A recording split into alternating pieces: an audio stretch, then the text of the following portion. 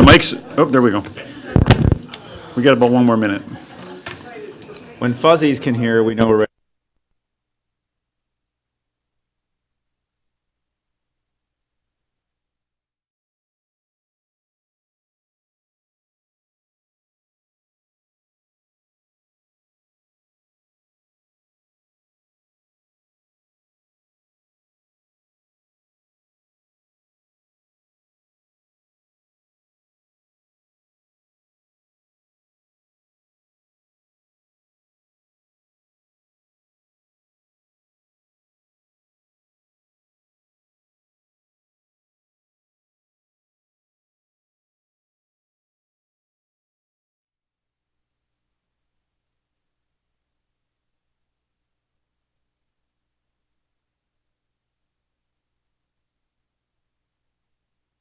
Go ahead, sorry, guys. All right, before we begin, I just wanted to note that we have a special guest here tonight with Eric Deagle with Troop 466, and he's here for his Citizenship and Communications badge tonight. So I'll ask Eric to join us as I start the meeting. All please rise for the Pledge of Allegiance. Eric, if you could please lead us.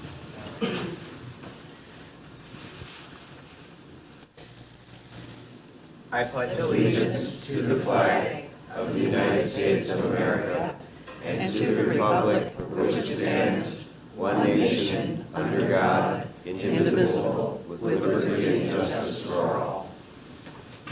The audience may be seated. Thank you, Eric. All right, this time I'll ask the city clerk, please take the roll call. Councilmember Jeans has requested to be excused. Councilmember Ross. Councilmember Holloway. Here. Councilmember Mayhew. Here. Councilmember Lissay. Here. Councilmember Sundwall. Here. Councilmember Shepherd. Here. Mayor Larson. I am here. May I have a motion and a second to excuse Councilmember Jeans from tonight's meeting? So moved. Second. I have a motion and a second to excuse Councilmember Jeans. All those in favor? Aye. Opposed? Motion's carried. Moving on to, can I have a motion and a second to approve the agenda as presented? So moved. Second. I have a motion and a second to approve the agenda. Is there any discussion? Councilmember Shepherd. Yeah, I'd like to remove the warrants and also would like to remove, let's see, AB 19111 and AB 19112. All right, from the consent agenda. All right. Councilmember Sunwell. Agenda Bill 19-111, we'd like to pull that, so we'd like to remand that back to, I make a motion to remand that back to committee. Second. Okay. Motion and a second to remand Agenda Bill 19-111 back to committee. Any discussion? All those in favor? Wait, what are we in favor of, the whole thing? Or just that? Just that. Okay. Because that's a little dinosaur motion. Okay. All right, all those in favor? Aye. Aye. Opposed? All right, motion's carried. Any other items for adjustment on the agenda? Councilmember Mayhew. Motion to reconsider Agenda Bill 19-103 regarding Savor Snoqualmie and add it under the Community Development section. Second. Motion and a second stated by Councilmember Mayhew. Is there any discussion? I don't understand it. Yeah, actually, could you, I'm not sure what's going on here. Where is 103 on here? 103 is not currently on the agenda. It was, so it's a motion to reconsider an agenda bill passed at our last meeting. Oh, okay, now I understand what you're saying. You want to reconsider that and put it on where? Under Community Development. Okay. Any discussion, council? If you does everybody understand what Councilmember Mayhew's motion is? All right, all those in favor? Aye. Opposed? All right, motion is carried. Councilmember Mayhew? I believe there's an error, just something that overlooked in the agenda. Maybe you could help me, if I need to make a motion, but we were going to have under Community Development a discussion of HB 1406 matters that relates to housing, affordable housing. I believe there's As a discussion item? Just a discussion Under item, committee of the correct. whole? okay, correct. Okay. Is it? I don't, It's not currently is it on there? It's not currently on there, but you can bring it up as part of Committee of the Whole. You're requesting to add that, and I just want to see if there's a majority. Is there any objection from the majority of the council about adding that item into the committee of the whole? All right, seeing no objection, we'll add that item. Councilmember Mayhew, if you could please remind me when we get there. Councilmember Shepherd? I'd like to add a waste management contract discussion under committee of the whole. And it has to do with when are we going to start our negotiations for competitive bidding, since we were so late in the game last time. I understand it takes about 18 months, so I think we should be starting our discussions fairly soon. Councilmember Sumwell? Trying to understand why that wouldn't fall under the committee at this point. We've already approved the 2-year thingy. Contract Renewal, extension. contract extension? Renewal. Right. Councilmember Shepherd? Well, the problem is that it takes about 18 months to actually go through a process of bidding, and we actually approved that extension several months into the contract period of 2 years, so we really should be considering when we're scheduling our bid process for the next extension. Point of order, I haven't heard a second on the motion, and we're already into discussion? Well, it's a little, the reason why I'm not taking issue is it wasn't presented as a motion. I think it's more as a discussion item, see if there's a consensus about I heard adding it or motion. not. Is it, you want to put that in the form of a motion? Yeah, I'd like to. Okay, could you please restate it in the form of a motion, Councilman? Okay, I move that we add a discussion about a bid process for a waste management contract under committee of the whole discussion items. Okay. Do I have a second, council? All right, the motion dies for lack of a second. Are there any other items for the agenda tonight? All right, with that, back to now taking into account all those approved changes and adjustments. It's a vote on the agenda as a whole. All those in favor? Aye. Aye. Aye. Councilmembers Mayhew and Holloway, you were doing a little sidebar. Aye. Are we in favor of approving the agenda now with the adjustments? Aye. Aye. Opposed? All right, agenda's been approved with the stated adjustments. All right, with that, we're going to move on to public hearings, presentations, proclamations, and appointments, and we have a pretty full agenda tonight on that. We're starting with, we have Helen Banks-Rutan, Director of Development and Community Relations from the Eastside Baby Corner, has joined us tonight. So Helen, to bring a critical issue to our community's attention. Whereas diaper need, the condition of not having a sufficient supply of clean diapers to ensure that infants and toddlers are clean, healthy, and dry can adversely affect the health and welfare of infants, toddlers, and their families. And whereas national surveys report that 1 in 3 mothers experiencing diapers need at some time while their children are less than 3 years of age, and 48% of families delay changing a diaper to extend their supply. And whereas the average infant or toddler requires an average of 50 diaper changes per week over 3 years, and whereas diapers cannot be bought with food stamps or WIC vouchers, therefore obtaining a sufficient supply of diapers can cause economic hardship to families. And whereas the people of Snoqualmie recognize that addressing diaper need can lead to economic opportunity for the city's low-income families and can lead to improved health for families in the community. And whereas Snoqualmie is proud to be home to various community organizations that recognize the importance of diapers in helping provide economic stability for families and distribute diapers to families through various channels. Now, whereas this celebration also provides the opportunity to recognize and thank our professional planning staff for their technical competence, ethical commitment, and dedication to public service.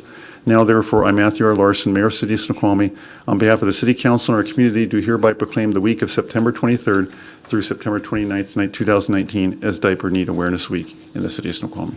Thank you, Mr. Mayor. Thank you, Council, for recognizing this great need, something that is sometimes hidden but causes tremendous barriers for the health and well-being of both children and for families in your community. At Eastside Baby Corner, we're proud to be able to work with community members across our entire area, 4-county area, but especially in East King County, working with the community to collect diapers, to purchase diapers, as well as everything else that children from birth to 12 need. Last year, we gave out well over 1 million diapers. We're on track to do that again this year. We're just starting to meet the need, and we appreciate the support of the City of Snoqualmie in helping us meet the need for the residents here. Thank you.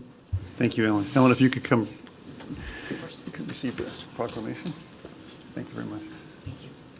Thank you for coming. All right, and another critical issue regarding children to bring attention to, whereas pediatric cancer is the leading cause of death by disease in children, and whereas 1 in 285 children in the United States will be diagnosed by their 20th birthday, and whereas 80% of childhood cancer cases are diagnosed only after the disease has metastasized and spread to other areas of the body, and whereas those that do survive will face at least one chronic health condition later on in life, not limited but including heart, liver, lung damage, infertility, second cancers, and growth deficits. And whereas the cause of childhood cancer are largely unknown and more studies are needed to understand which treatments work best for children, and whereas Snoqualmie is a caring community that supports children and families, now therefore I, Matthew R. Larson, Mayor of the City of Snoqualmie, do hereby proclaim the month of September 2019 as Childhood Cancer Awareness Month in the City of Snoqualmie. And now a rather fun new initiative that's being rolled out in part by the leadership of Emily Ridout. I want to invite Emily forward to introduce us to a new event or concept called Love Snoqualmie, or Love Snoqualmie Valley, sorry. Thank you so much for having me. I'm actually going to start us off with a video. All right. What would happen if the entire community came together to love the Snoqualmie Valley? The Snoqualmie Valley is a beautiful, safe, and thriving community in many ways, but collaboration can be a challenge. Can you imagine what could happen if all of our sectors, government agencies, faith communities, schools, businesses, nonprofits, and service groups came together for one day to serve side by side across the Snoqualmie Valley? Join us as we come together to serve in practical ways like cleaning up parks, planting trees, or making care kits for those in need in our community. Join the movement today, October 5th, 2019.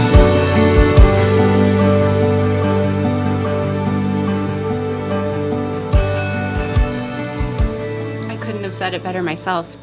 I had to. So I'm just going to give you a little brief history about this event and why we're bringing it to this community. About 10 years ago in Modesto, California, they were ranked one of the worst cities in the nation to live. And a community there, a church community, asked a really hard question. Does our presence matter and are we making a difference? And when they were honest with themselves, they said no. What they did that I thought was really unique is they didn't make it about themselves or one faith community over the other. They brought all the sectors together and they started picking some projects that they knew they could see some impact quickly in their community and start cleaning up their town. So that first year they hoped to have 100 volunteers and they had 1,000 people show up to say, I want to be a part of something better.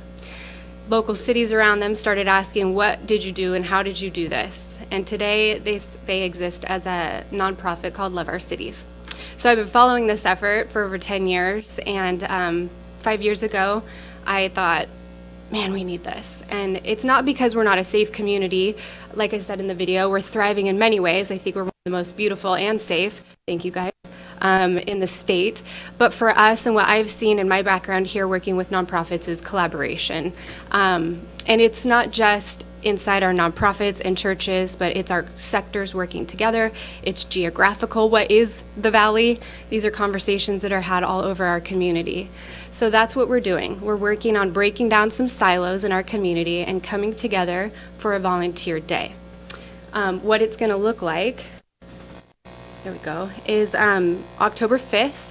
It's just around the corner. So at 8 a.m., we're going to come together, all of our volunteers, and we're going to do a rally right downtown here in Snoqualmie on King Street and Falls Avenue. This hour is really important. So rather than sending people to the project sites directly, we're asking everyone to come together. We really want to see the power of community when we say yes to serving. From 9:15 to 9:30, well, at the event rally, what we're going to do is we've got t-shirts and gear, and we're really just going to pump up our community to come together. We're going to have some local vendors, and then they are going to break off into their project teams, find their leader, get some final instructions, head to their rally site, and then they'll complete their projects. So today, our goal when we started out was to have 15 to 20 service projects. and we formed a leadership team of 7 churches. We really felt like that's a sector that if we can get all of us to come together, at least a handful of us to come together, then we've got some volunteer power, and we're breaking down some silos that exist there. So our goal originally was to have 15 to 20 service projects, and we didn't want to do it ourselves. We wanted to really follow the model of reaching our community. So all of these projects have been submitted by the community at large through our website. And this is our current list. Actually, this one's a little bit behind. We've got about 5 more projects to date, close to 500 volunteer spots, which was our goal. We have about 130 registered volunteers right now, so we're in that final crunch phase of getting volunteers behind the effort. Aside from the things I've said already, what I really love about this is I serve as an outreach director at our church, and I get calls all the time from this community, people from all different areas of life. How do I get involved? How do I show up and make a difference? And our resources are really limited here, so our nonprofits are not able to be open. It's hard to get plugged in. It's hard to know what's going on. So for one day, they have an opportunity to be exposed to a lot of things that are happening in this community. We have a lot of effort going out to recruit volunteers and find funding, and you guys hear about that all the time.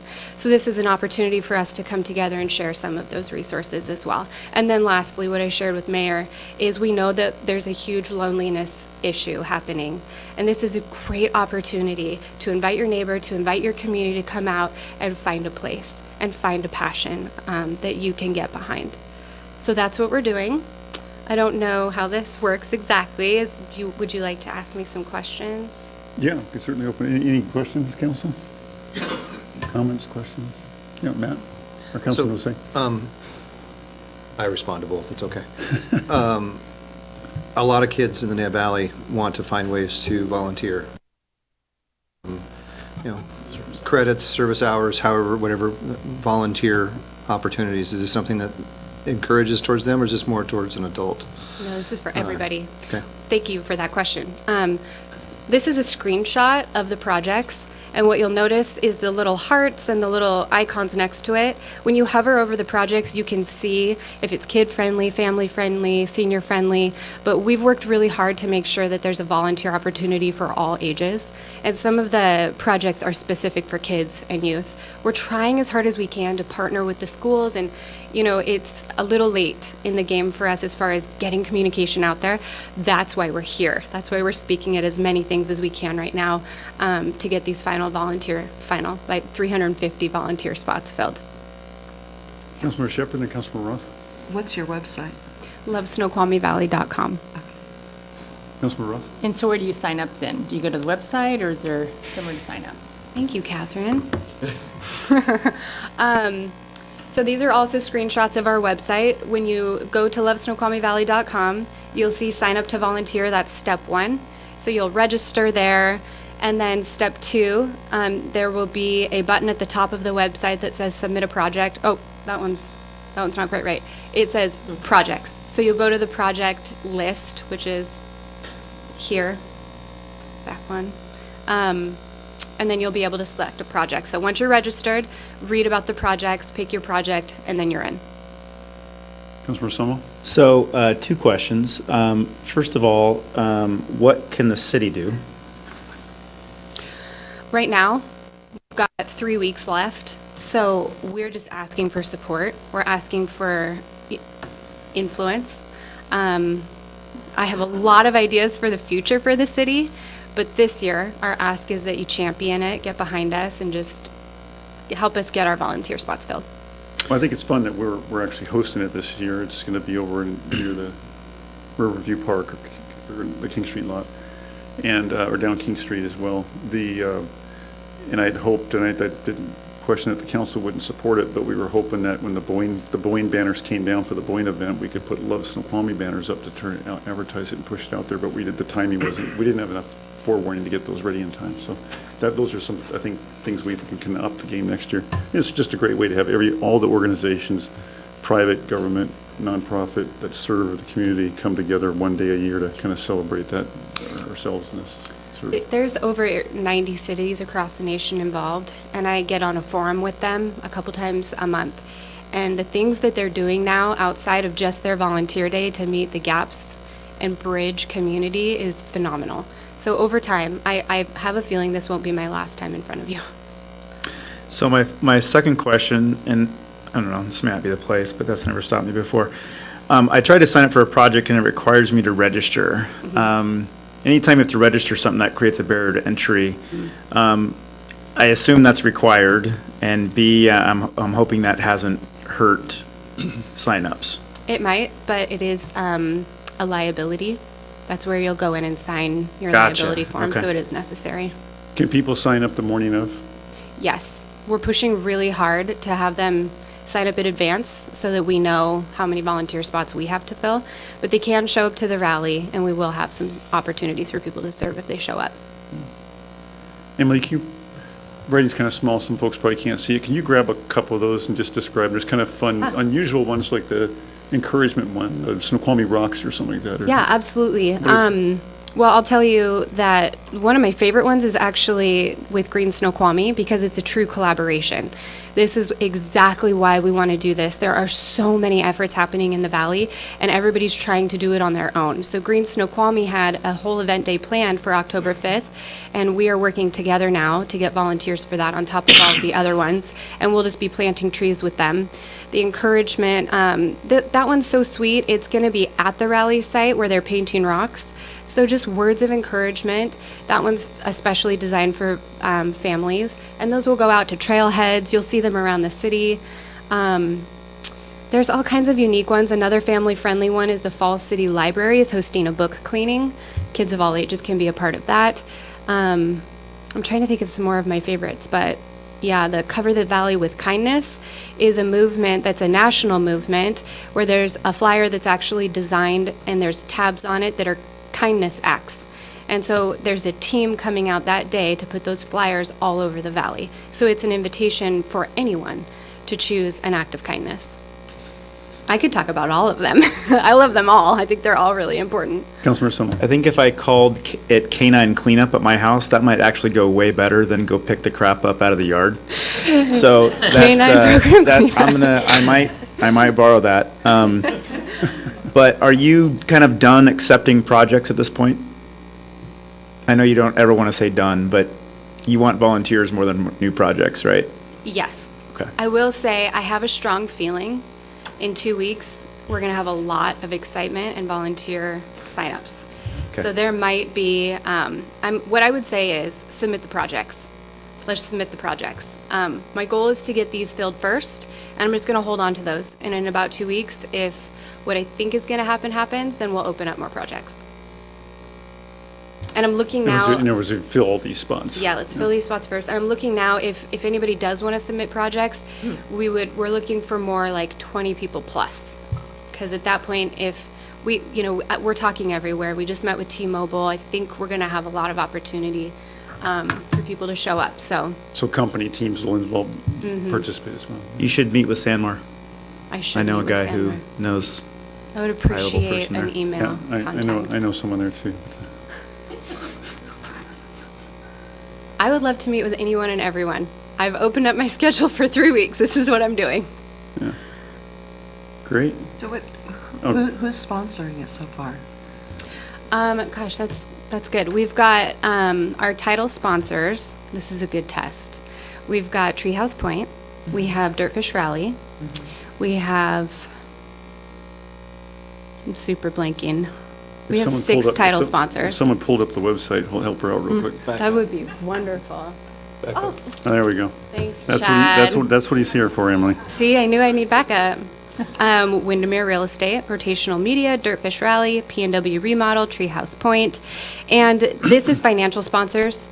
We have all kinds of affiliates that you'll find as well. So when you go to the website and register, there's a drop-down button that you can choose, and it'll say Snoqualmie Valley Eye Care is an affiliate. And so they're actually closing their business for the day and asking all of their employees to come serve together. And now we can help them track who shows up when they click the affiliate. So City of Snoqualmie could have one, there's so much we could do. I was hoping Pete Nelson would come MC the morning because he's such a exuberant I personality. did ask. Oh, you He did is ask out him? of town. Oh, okay, darn. Yeah. That'd be fun. Be a good draw. But it will be fun anyway, I promise. Well, I'm sure we'd love to keep talking about it, Emily, but we need to move on soon. Councilmember Shepherd, you can have the last statement or question. Yeah, just love the enthusiasm. Thank you. Great. Thanks for your support and thanks for the time. I really value it. I assume there's no concerns about this event, Council? Okay, great. Emily, thank you. Love that you're jumping in and Thanks. pushing this issue. Great for our community. All right, so now on with some more fun. Always important to recognize some great work, and we have some wonderful ones tonight. Wanted to note again that the Washington Finance Officers Association would like to inform us that Jerry Knutson has earned the Professional Finance Officer Award for the state of Washington, the Washington Finance Officers Association. This annual award requires ongoing educational and professional excellence on the part of each individual and is not automatically awarded. Jerry is committed to achieving educational and professional excellence as acknowledged in the receipt of this award for now 31 years. So, Jerry, if you could please stand and be recognized and receive some thanks and applause, Jerry.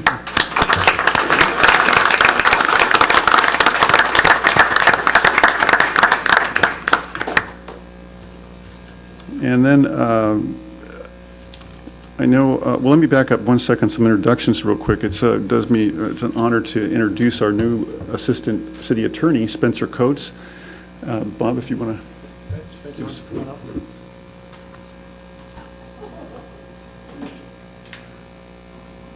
Good evening, members of council. I'm pleased to introduce to you this evening Spencer Coates, who is the new Assistant City Attorney who started last week to fill the position that the council created during last year's budget. Spencer is a Washington native. He grew up in the Fairwood area, has his BA from the University of Washington, go Dogs, and so he can wear purple and be simpatico with my Northwestern Wildcats. Has his JD from the University of Pennsylvania, and for those scoring at home, that is an Ivy League school. He has worked at the Foster Pepper firm that has an established litigation and municipal practice, and most recently comes to us directly from the chambers of the Honorable Richard Jones, who is a longstanding judge in the Western District of Washington, the United States District Court. And while the title is nominally clerk, small c, the ability to clerk for a federal judge is a very highly sought after and difficult position to obtain. Only the best and brightest and best writers get that. So I'm proud that Spencer selected the city as the next step in his career, and I'm pleased to introduce him to you this evening and let him say a few words.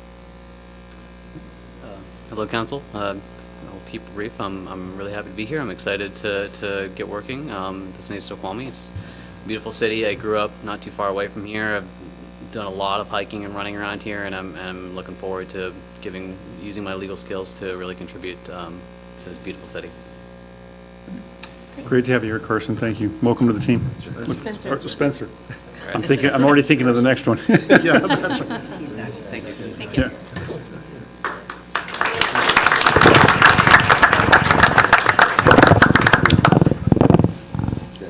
Yeah, look forward to working with you, Spencer. Thank you.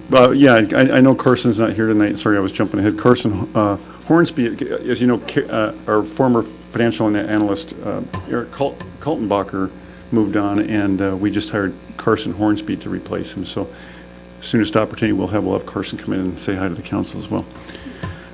With that, also, I think it's well earned to recognize John Cooper for his extraordinary efforts. It wasn't just the school district under the press to try to get the high school ready for the new school year. It was an incredible, I think 350,000 square feet, and pretty much it was a great show of the entire council pretty much showing up at the ceremonies on Saturday. But for all of us that toured that, it's just an amazing and extraordinary facility, but I just can't comprehend the amount of work that went into making that happen, and for our building team that had to kind of go through, make sure all the codes were met, and it's a safe facility. So whereas John Cooper began employment as a contract building inspector for the city of Snoqualmie in January 1997 and was hired on November 23rd, 1998 as a building inspector, John currently serves as the city's building official and fire marshal. And whereas over a 22-year tenure of continuing dedicated public service, John has been involved with many achievements as an employee for the city, most recently successfully managed the building permit review and inspections effort of the large-scale phase rebuild of the Mount Si High School. His efforts helped ensure a successful and timely opening in September 2019 of this significant community facility.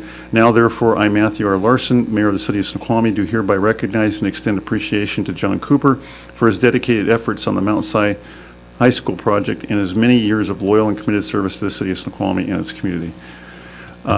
Suffice it to say that John's fingerprints were all over almost the entire Snoqualmie Ridge project, that your career is extended through that, so a significant legacy that he leaves. So John, if you could please come up and receive it.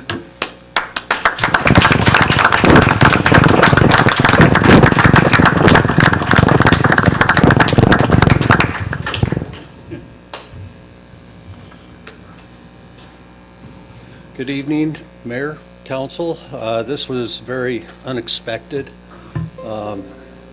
A long tenure of working for the City of Snoqualmie. I've always come to work, done my job, and basically I have done my job with the high school. It was a team effort. My building inspector, Andy Schneider, had a lot of his hands in it, and I wish he was here back from his medical leave, and he'd be standing right next to me. When he does return, we still have phase 2 and phase 3, and instead of me standing here, I am going to lobby for Mr. Schneider to come in front of the council, and everybody can thank him for his hard dedication of work with the high school project. Thank you. Thank you, John. So this might be out of order, but I spent a lot of time at the high school, and every time I was over there the last couple of weeks, John was there, including Saturdays. And my understanding is that is by far the largest building project that's ever been contemplated in the city. And to accomplish that with securing the safety of 1,800 students and faculty and do that in a timely manner, I'm sure there's a lot of pressure to get that done, but the handful of times I observed that, nothing was compromised in getting that done. And I just want to thank John for doing such a great job on that. That's a huge asset to our community, and what must have been an unbelievably massive undertaking for you and your team. So thank you for that. Thank you, sir.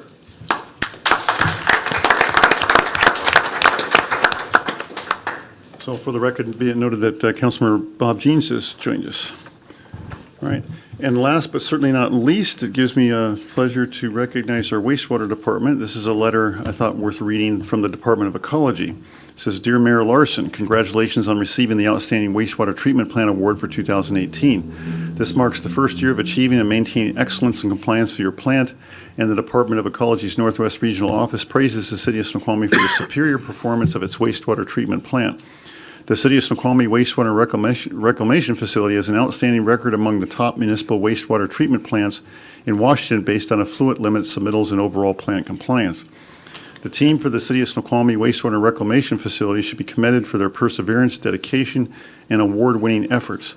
It is a great endeavor to operate and maintain a wastewater treatment plant in top-running order 24 hours a day, 365 days a year. We appreciate the hard work and commitment that goes into compliance.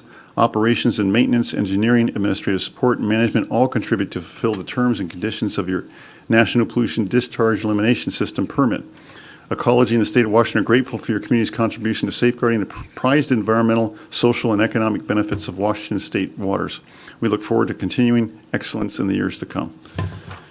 And with that, it gives me a pleasure to ask the head of that department, Tom Holmes, to come forward and receive the plaque from.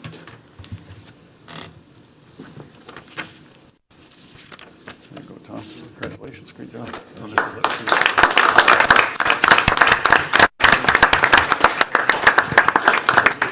Hey, Tom, can you have all the guys stand up as part of your team and just be, why don't you guys come forward and be recognized?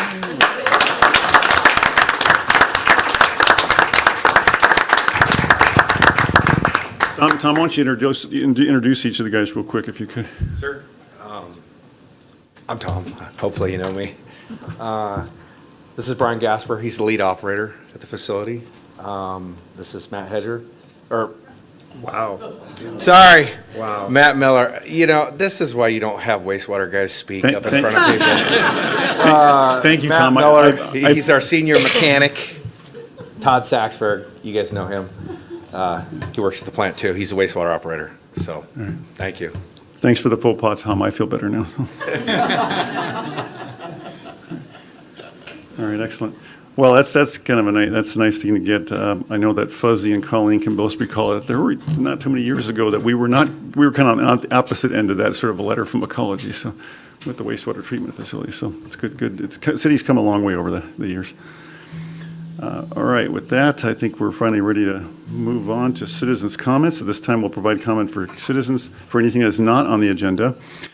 First, ground rules. One, the city, Snoqualmie citizens who are not present here tonight have the right to have their elected representatives perform the duties for the city on behalf of the city in an efficient and orderly manner. Therefore, comments will be limited to 3 minutes each.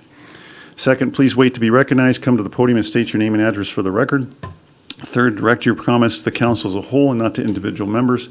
In order to protect the privacy rights of employees and to protect members of the public from legal liability, please note that this is not the appropriate venue to make complaints or accusations about an implied or named city employee or agent. Such oral comments will not be allowed but can be submitted in writing to the city clerk. Fourth, please note that this is not a time to ask questions of the council, mayor, or staff, or to engage in debate. The council will quietly and respectfully listen to your concerns. Fifth, please respect the decorum of these proceedings, as all due respect will be afforded to you. And lastly, given that this is campaign season and in compliance with election laws, please refrain from any political campaigning in violation of RCW 42.17A.555. With that, is there anyone that would like to give any public comment at this time? Wayne, you were signed up already. Wayne Russell. Wayne Russell, 8438 Meadowbrook Way Southeast. Obviously, being on Meadowbrook Way, it's probably part of my topic, is we joined Seattle with a big M, the Mercer Miss. We have a Meadowbrook Miss now. If you live there and you had to try to get out of Hemlock or the other street up from me, you probably wouldn't when school lets out.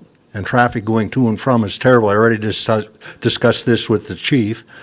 And then the other thing with Meadowbrook, at the last Planning Commission meeting I was at, I brought up the fact that we are going to do our sidewalks going down to Highway 202, but we do need to have something done with the crosswalks that are going across the street. I've brought this up at various council meetings because the children's safety, especially the time of the year we're approaching and when the clocks go back, the streets are dark and you cannot see them crossing the streets going to the tennis courts or the other softball field. And I have a great concern that we are going to lose someone on that, especially with the traffic we have now there. And the other thing is I missed a part here where the honorary sign for Wildcat Way, I hope the heck that goes through because I really supported those young folks. They were really, really great and courteous. I really applaud them for that. And then the other concern I have is traffic with what we're going to have on Highway 202. I think some of these projects not need to be stopped, but they need to be slowed down until either developers or somebody considers on how we are going to fix Highway 202, whether we do one-way streets through town or even like going down past the falls, because 202 is a real mess. And I'm very concerned about it. And instead of just pedestrian crosswalks, usually a pedestrian gets hit by a car. Okay, so we need regular stoplights. We don't need flashing lights and beacons saying, hey, somebody's crossing the street, because I believe a lot of them are going to be ignored. My son and I turned in a erratic driver on Highway 2 last week. He followed us all the way into Monroe from Lake Stevens at Trestle. And we actually filed a witness report because this guy was over the center line. A semi blew his horn, he almost a head on. So anyhow, these are my main concerns right now. And then like I drove into North Bend today, and it's sad because when you drive on North Bend Way, you almost cannot see Mount Si anymore with that blast site where everything blew up, where the buildings are putting up there. And I think it's really sad when we hide a mountain with our construction and what we're doing. Just like, well, some of you folks on the ridge had with the motel. I know we had a lot of opponents about that. So anyhow, I have grave concerns. Traffic is my main concern, and I think these developers need to slow down and be responsible for fixing the problems we have. I'm just glad I-90's somewhat getting done. When I headed to Packwood, there was a rolled over semi in the ditch. And I don't know if he had gas or what, but fortunately it was in the westbound lanes and I was headed the other way, so, or eastbound lanes, excuse me. I was headed west, so. Anyhow, thank you. Thank you, Wayne. 4 seconds to spare. Well done. Is there anybody else who would like to speak at this time? All right, seeing no one move forward, we'll move on to the consent agenda. All items listed below will be enacted by one motion. Action items include the minutes for the August 26, 2019 council meeting and regular city council meeting. You did pull the warrants, did you not? Okay. Other approvals include Agenda Bill 19102, Resolution 1510, authorizing the adoption of the King County Regional Hazard Mitigation Plan update for a period of 2 years from the date of adoption. Do I have a motion, council? So moved. Second? I have a motion and a second to approve the consent agenda as stated. Is there any discussion? Seeing no discussion, is there, all those in favor? Aye. Opposed? Motion is carried. With that, we will move on to Parks and Public Works Committee, Agenda Bill 19115, waive the rules of procedure required for a second reading under Rule Procedure 9.6.2.2, and move to adopt ordinance, I don't have an ordinance number. Oh, number 1219, adopting the final 2019 Comprehensive Solid Waste Management Plan and authorizing the mayor to send a letter to King County addressing concerns with the substance of the plan regarding its evaluation of non-landfill solid waste disposal options. Move to waive the, let's see here. I'm supposed to read the summary statement too, right? It's been 2 weeks. This agenda bill seeks council authorization for introduction and action of an ordinance repealing the final 1992 and the 2001 King County Comprehensive Solid Waste Management Plans and adopting the final 2019 King County Comprehensive Solid Waste Management Plan as an update. Move to waive the rules of procedure requirement for a second reading under Rule of Procedure 9.6.2.2 and the move to adopt ordinance number 1219. Yes, sir. Adopting the final 2019 Comprehensive Solid Waste Management. That's not good. That just disappeared on me. Okay. Adopting the final 2019 Comprehensive Solid Waste Management Plan and authorizing the mayor to send a letter to King County addressing concerns with substance of the plan regarding its evaluation of non-landfill solid waste disposal options. Second. Okay, motion and a second as stated by Councilmember Sunwall. Is there any member of the public that would like to comment on this item prior to action? Seeing no one move forward, any discussion, council? Councilmember Sunwall. Just a quick reason why we're trying to waive the normal 2 reading thing is because of a deadline King County has imposed on a go, no-go in terms of support for this from the cities throughout King County. I will say, though, that they do have the required 75% of cities that have already signed on to it. So us signing on to it does not, or not signing on to it has no impact as to whether they will move forward and act on this plan. Okay, any other discussion, council? Councilmember Mayhew? So I have many fairly grave concerns about this resolution. I think that for those on the council that are not aware, many other cities have grave concerns. Some cities have voted against this. Even the cities that have passed it have had a lot of dissension on this. I think that we, as a council, have not spent the kind of time that we ought to fully understand the issues, to put ourselves in a position to vote for this. As the chair of the committee pointed out, whether we vote for this, let me say this a different way. We're being asked to waive our rules of procedure and do this without the normal process that we would have. And that's because of a deadline, as the chair of the committee pointed out. But failing to hit that deadline will not cause any negative impact to the city. So I think that the letter that the mayor has come up with and that I believe has been discussed with the committee is fantastic. It expresses the concerns. I absolutely share those concerns. I believe we absolutely should send that letter. But I don't think that we should vote to adopt this ordinance, and I definitely don't think we should waive our rules of procedure to do it in a rapid fashion when it's not necessary, and we haven't had the time to fully consider this and make sure that we understand the vote we're taking. And so I would urge us, and I'm prepared to make a motion on this, but I would urge us not to waive the rules of procedure or adopt this ordinance, but I would urge us to send the letter that's proposed. Councilmember Mayhew, that's not a motion yet, is it? That's correct. Okay. Councilmember Sunwell. So I believe what I just heard is that because our yay or nay vote on this has no impact, negative or positive, on the city, nor does it impact positively or negatively the decision that the county will move forward on.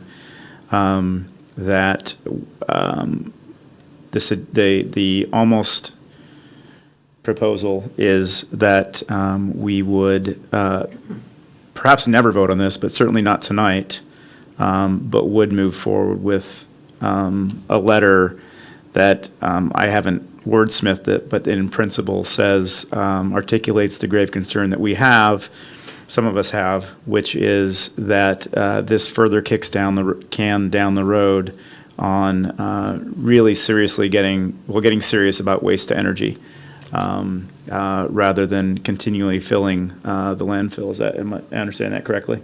Okay. Well, in fact, to add to that, the concern is by continuing to kick the can down the road and continue to landfill, you may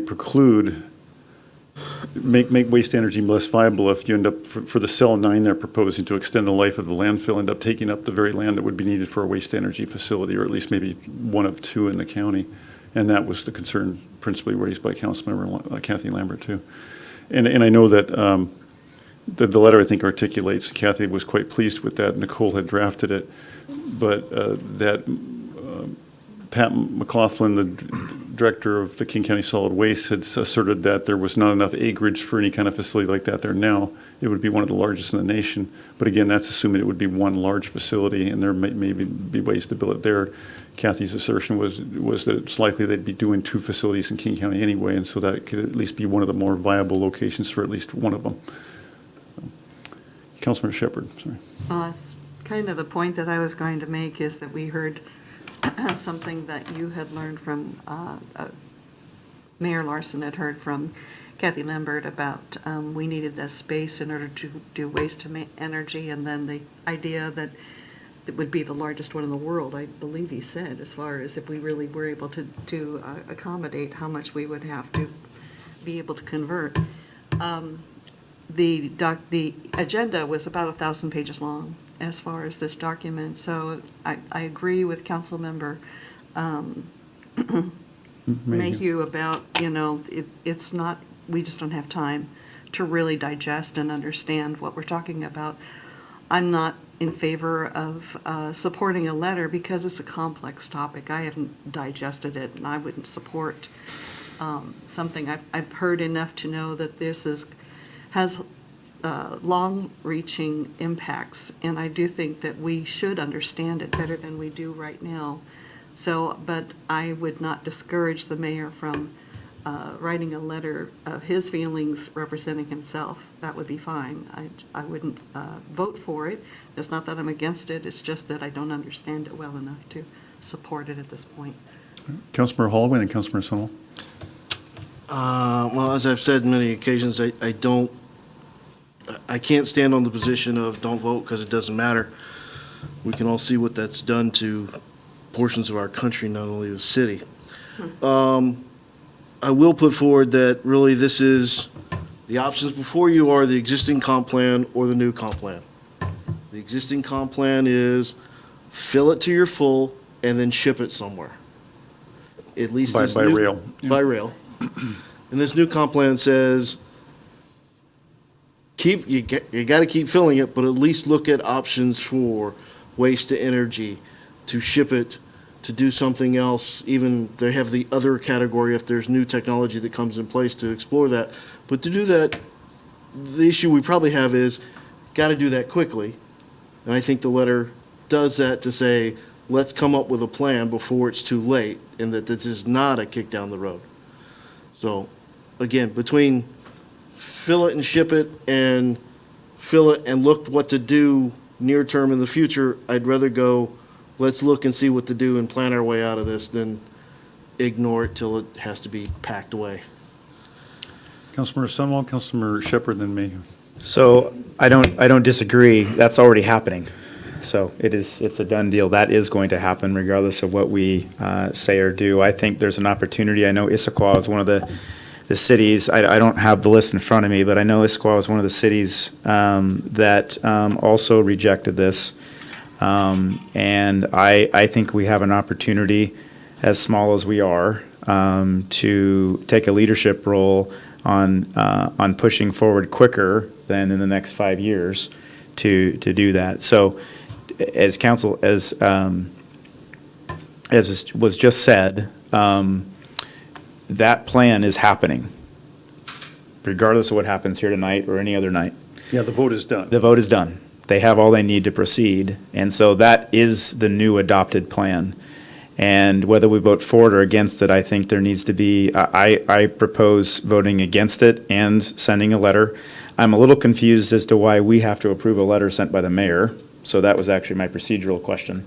You send letters lots of times, but I plan to send it regardless. It would be, put a little more teeth on it to have it represent a vote of the council and not just my administration or the mayor of the administration. well, I think a no vote on this and your letter sends a pretty significant message.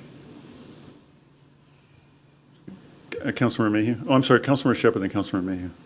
So I And know then Councilmember Leslie. if we don't approve the plan that they're proposing or the change that they're proposing, if they run out of space, they're going to start sending it on rail. Now, I've heard one person say that possibly the railroad will not even accommodate that. So it's probably a dead end anyway. They're not going to be able to go ahead with the plan as is, if that's true. Again, just hearing just bits and pieces and not any depth of anything. So we have a lot of unknowns. Yeah, and that's been the concern. I mean, Kathy Lambert 100% agrees to me. We've been listening to the same sheet of music for over 15 years. It's been the same song and dance and kicking the can down the road. So I think it's the feeling is we just got to really send the message that we got to get moving. Councilmember Mayhew?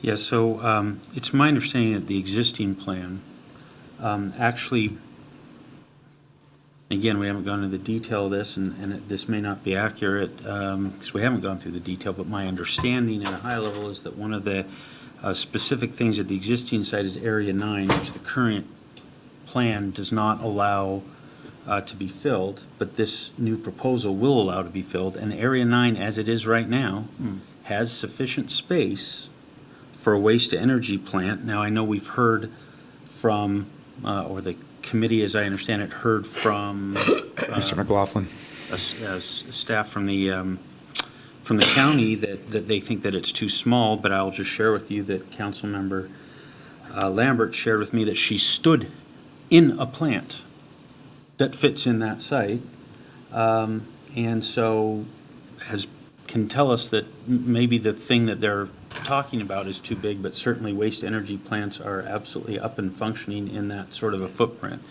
And so this is the kind of thing, I think waste to energy is incredibly important. Stop to continue to just fill landfills higher and higher, bigger and bigger, ship them by rail. I think we're going to have to face the fact that this is not the future for us.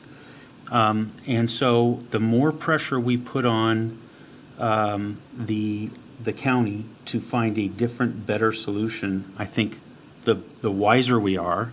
And we're going to have to solve this sooner or later. Let's solve it now. Let's put that pressure on now. I think this letter does that. I think had it not been approved, what would have happened is they wouldn't have just kept going with the same plan. They would have gone back to the drawing board for a better proposal. So in any event, I think this letter is a wise thing to do. I move that we modify the recommended motion to strike all the words after move until the word authorizing, change the word authorizing to authorize. So the motion is move to authorize the mayor to send a letter and so forth, the rest of what the motion is.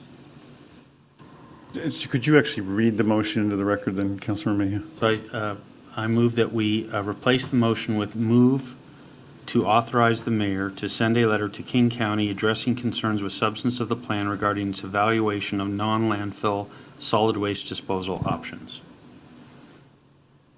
Is there a second? Second. All right, motion is second as stated by Councilmember Mayhew. Now we're just discussing the motion. Councilmember Leslie.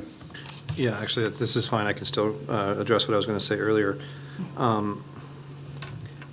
I strongly support voting against this agenda bill and the way and adopting adopting the comprehensive solid waste plan on behalf of Snoqualmie.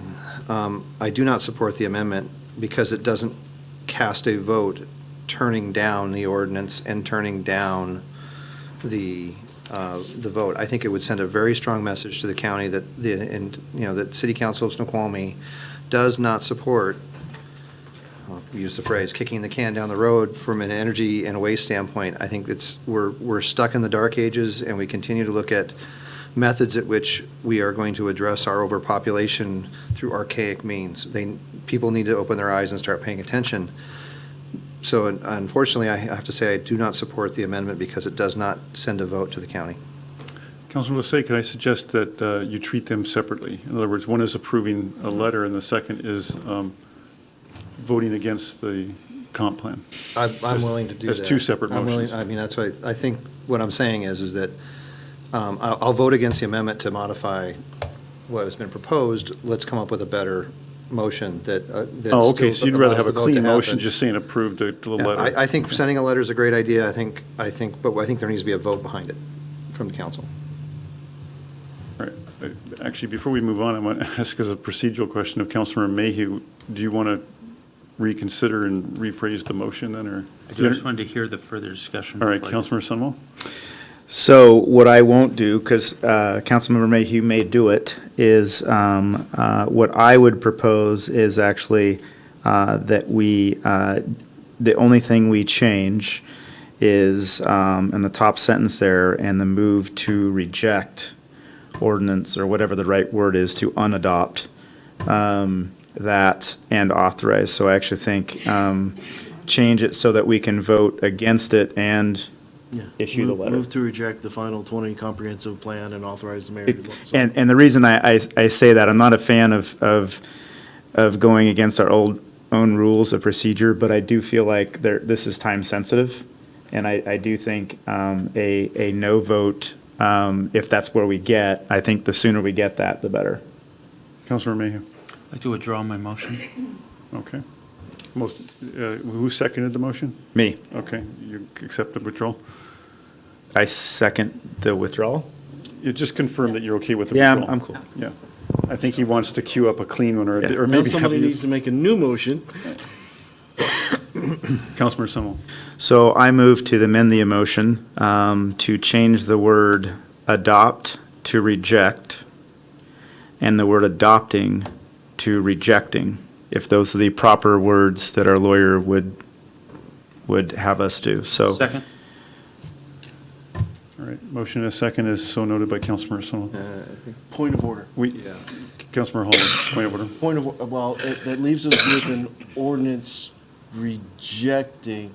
I think it's much cleaner if you just say, move to reject the final 2019 comprehensive solid management plan and go from there and get rid of all that. So I withdraw my second, or my motion, because the old guy at the end So I feels would like he has a prefer, better I way to think, say it. so Jody's not going crazy listening to the tape tomorrow. You're trying to capture the minutes. So remove all the words from the first two, all the way to the dashes on the ordinance number. Change adopting to reject. Move to reject the final 2019 comprehensive solid waste management plan, and the rest of it's good. Second. Otherwise, it's an ordinance doing nothing. All right. That's the first time I would ever happen in government. Sorry, I'm going to back up. Councilmember Holloway, by default, you just made the motion. Can you state, just read it exactly as you see it, because I think it was. Move to reject the final 2019 comprehensive solid waste management plan and authorize the mayor to send a letter to the King County addressing concerns with substance of the plan regarding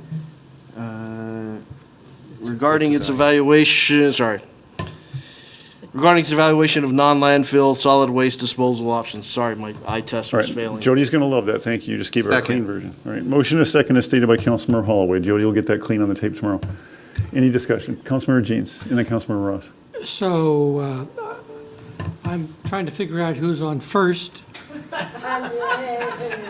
What's on second? Councilmember Holloway,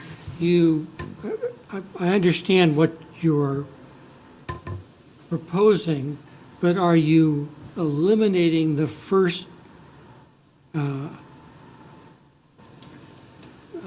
sentence, move to waive the rules of procedure? You don't need to waive the rules of procedures if you're rejecting the adoption. Oh, good. Thank you.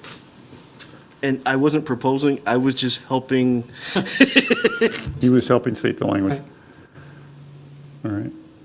Councilmember Shep, Councilmember Ross. I think I was next. Yeah. I fully support this new motion. I'd rather be more progressive with our garbage than to continue dumping it into a landfill. So hopefully we could do waste to energy or something else.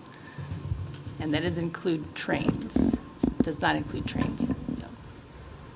All right, Councilmember Shepherd? So as the presenter was leaving, talking to us about, what the options are for the landfill situation, I talked to him about waste energy, and he said that there's actually a larger carbon footprint for doing a waste energy concern. But also, I didn't hear anything in terms of what things cost. So we're making a decision without any dollars represented, even ballpark of what we're talking about. So I'm not inclined to vote for anything that I don't know what it's going to cost us. Those are. Councilmember Desai? I do agree with my council member wanting to know what the cost is, but as we've discussed, it's a done deal with the county regardless of whether that number is $1 or $100 million, if that's a real number. And so I would rather send the message that we do not support the comprehensive solid waste plan and let it sit with that. And find a way to work with the county, and I agree with Councilmember Sunwall that we have an opportunity to possibly lead some of that discussion and take a strong role in pushing the county to move forward. I think Councilmember Lambert has that same sort of feeling that we need to, that she feels that she needs to do that. I think we do too. So I'm comfortable with the way it is with the amended motion. I would just offer, Councilmember, I think those are excellent points. On the first, there's a study coming out the first week of October. Councilmember Lambert's already had a peek at it. She feels much better about it. There's been a fight going on between kind of waste energy and other technology proponents and the conventional landfill on how the numbers are sort of cooked to present that carbon footprint issue. And I think there's going to be more clarity around that will maybe dispel some of that contention or that claim come next month. Yeah, it's a very complex sort of formulation that determines that. Secondly, on the cost, that's a huge question because the waste energy can be quite costly in the initial investments, but there's significant savings on the backside of it. Because landfills, you have to monitor those for decades, if not 100 years, from the leachates and others that can get into the ground. Councilmember Jeans. Call the question. Second. All right. Question's been called and seconded. All those in favor of calling the question? Aye. Opposed? All right, sorry, I caught that look, Councilmember May. You don't need a second on calling the questions. All right, so the question has been called, and now we're coming back to the motion, Councilmember Holloway's motion. All those in favor? Aye. Opposed? Nay. No. Okay, motion passes 5-2. I was just helping. I stated my position at the beginning. 5-2. Councilmember Sunwall, do you have a question? Now that that's been approved in a rejected manner, just a question, food for thought. I don't know, and maybe I'm just getting too aggressive on this. I don't know if there's an opportunity, Mr. Sturbank, to look at the list of the other 22% of cities that have 22% of the population represented by those cities that have rejected this, but it would be interesting to see if there's any sort of legal action that could be taken just to really get serious about this. So just an invitation to see what there might be in partnership with other cities that have a lot bigger legal pocketbooks than we do. All right. Any other report for Parks and Public? Oh, I'm sorry, we're in ordinances. Never mind, not here. We haven't done the whole main motion yet. I'm sorry? That vote was only for the amended motion. It was a small dinosaur. How do I go back to the main motion if it basically destroyed the original one? We have to do. Well, the main motion now is to reject the plan and authorize you to do a letter. Which is what We already did that. Which is what you No, did. You made you accepted, you voted on the motion to change the existing motion from adoption and letter to change it to reject and letter. Now you need to vote on reject and letter. What would be the language for that motion? Wouldn't it be identical to the, That's the motion that's now on the table. We just adopted it by the last vote. and you just approved it, right? So, Oh, we voted on the motion to change the motion. help me here, I'll Bob. defer to the clerk, but I think it was the only vote. So you go back to the main motion and ask for a vote. And reject this, And they reject it. reject it. All right. So we're supposed to reject that to retain what we just did? No. No, a vote, the motion as amended would now read, move to reject the 2019 plan. I see what you're saying. So we'll be voting on the So in other substance words, of it's that now main motion. replacing this, now we're back to fully Now you're replaced. back to the original motion as amended. In other words, you approved the amendment, now we're back to the motion to approve it With that approved amendment. Okay, gotcha. I'm the Which worst is- Robert Rules guy here, which and is- I'm the one coaching tonight. Which is kind of a repeat, because it was a wholesale re-edit of it, but okay. So now we're back to the original motion with the edit, which was approved.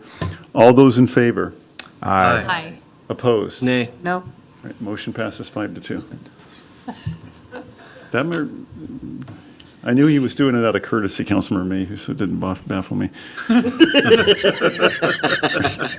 And by the way, the mayor's and the administration's position was consistent with what the council voted on tonight, so just because it came forward as an approval didn't. Okay, next. All right. Finance Administration Committee, Agenda Bill 19108, ordinance updating the school impact fees pursuant to ordinance number 826 and chapter 20.10 of the Snoqualmie Municipal Code. This was introduced on the 26th and is ready for action tonight. You only need to read the motion. Okay, and bring her up. Move to adopt ordinance number Oh, sorry, 1222. 1220. That was 1220. 1220, updating the school impact fee pursuant to ordinance number 826 and chapter 20.10 of the Snoqualmie Municipal Code. May I have a second? Second. Motion and a second to adopt ordinance 1220 as stated by Councilmember Holloway. Is there any discussion, council? Oh, sorry. Yep. Is there any member of the public that would like to comment on this item prior to action? You know this definition. Out of order, Colleen. Any discussion, council? All right, all those in favor? Aye. Opposed? No. All right, Eric, how we doing? Pretty good. All right. All right. It's a smooth, well-oiled machine.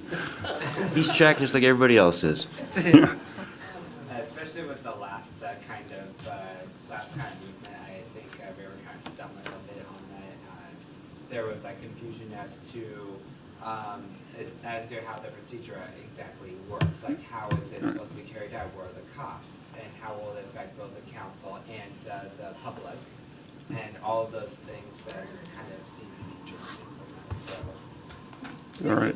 Well, good. You're paying close attention. I appreciate that. You'll notice a lot of movements up here throughout the whole meeting, so. All right. Agenda Bill 19109, ordinance amending ordinances 1210 and 1213, adopting and amending the 2019-2020 biennial budget for the 2020-2025 non-utilities capital improvement plan amendment and providing for severability and effective date. This is only for introduction tonight, so if you could just read the summary statement. The intent of this ordinance is to amend the 2019-2020 biennial budget to appropriate funds commensurate with the first year 2020 of the non-utility section of the 2020-25 capital improvement plan CIP. The non-utility section of the 2020 to 2025 CIP is broadly consistent with the 2019 through 2020 city council goals and objective, and guides the acquisition and improvement of transportation parks, facilities, and capital infrastructure.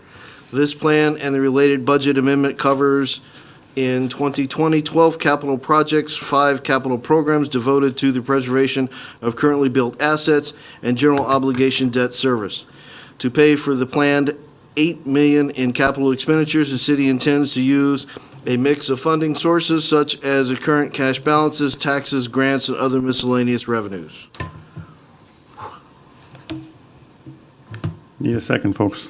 Second. Only introduction. Summary statement. Thank you, introduction. thank you. All right, getting rummy. And it's only 8:08. I'll second anything. No. All right. As we know, this is for future action at the next council meeting. Is there anybody in the public that wants to comment or at this time on this item? Seeing no one move forward, any discussion at this time, council, before possible future action? I think at this stage, we've had multiple discussions on the CIP plan projects. Got a great project book this year. Kudos to staff again. We can get into discussion if you want, but I think we've had most of it. Councilman Hussain? I'll just express my reluctance at this point to adopt this amended budget, mainly due to the fact that it includes one particular project that is neither approved yet by council nor has had any discussion in committee, nor has any plan on how to fund it. Yet we somehow have $10 million included in our budget going forward. So I would urge council to request from the administration either a proposal or some sort of method at which we can make a decision based upon real facts and real figures and not just speculation that something might cost a certain amount. Okay. Councilmember Mayhew and then Councilmember Summerall.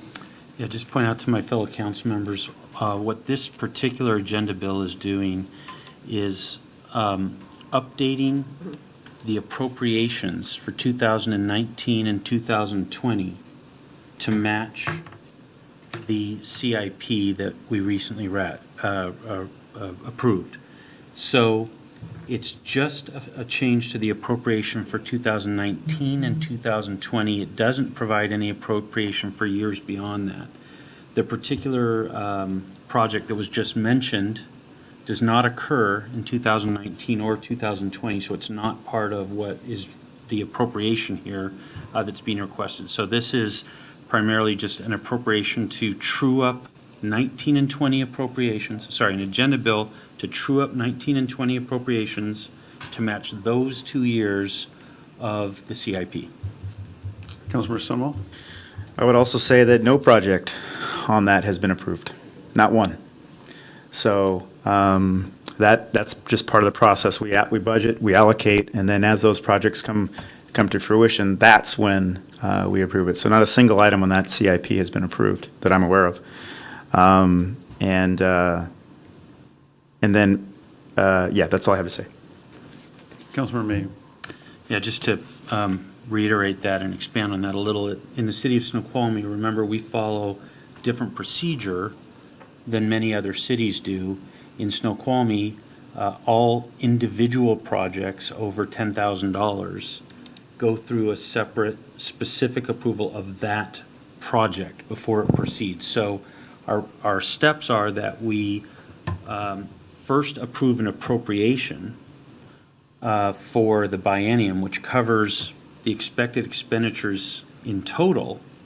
But just passing that appropriation in Snoqualmie doesn't mean that any of those projects over 10,000 would actually go forward. Each individual project then must also come in front of us and be approved. And so that is yet to happen with any of these projects. We're just truing up the appropriation so that sufficient appropriated funds are available for us to then approve projects against. Councilmember Ross. So this also looks like it's a consolidation of accounts, so it kind of simplifies, reduces the total number of fund accounts. But there are, on there includes 2 bond debt service funds, and we just want to clarify that those are not the utility bond funds, right? Is it the city hall and the fire station? Correct, that's correct. Right, so there's not any confusion on that, so, thank you. Councilmember Shepherd, did you have your hand up? Yeah, I guess I have concern about saying that this minimal, that we would put this into a state of appropriation, especially around the community center expansion project, because I know that there's a lot of controversy about this project, and there's a lot of uncertainty about how it'll be funded, and if it's not going to be impacting our spending and it's not necessary for us to appropriate it now, why can't we take this out for the appropriation?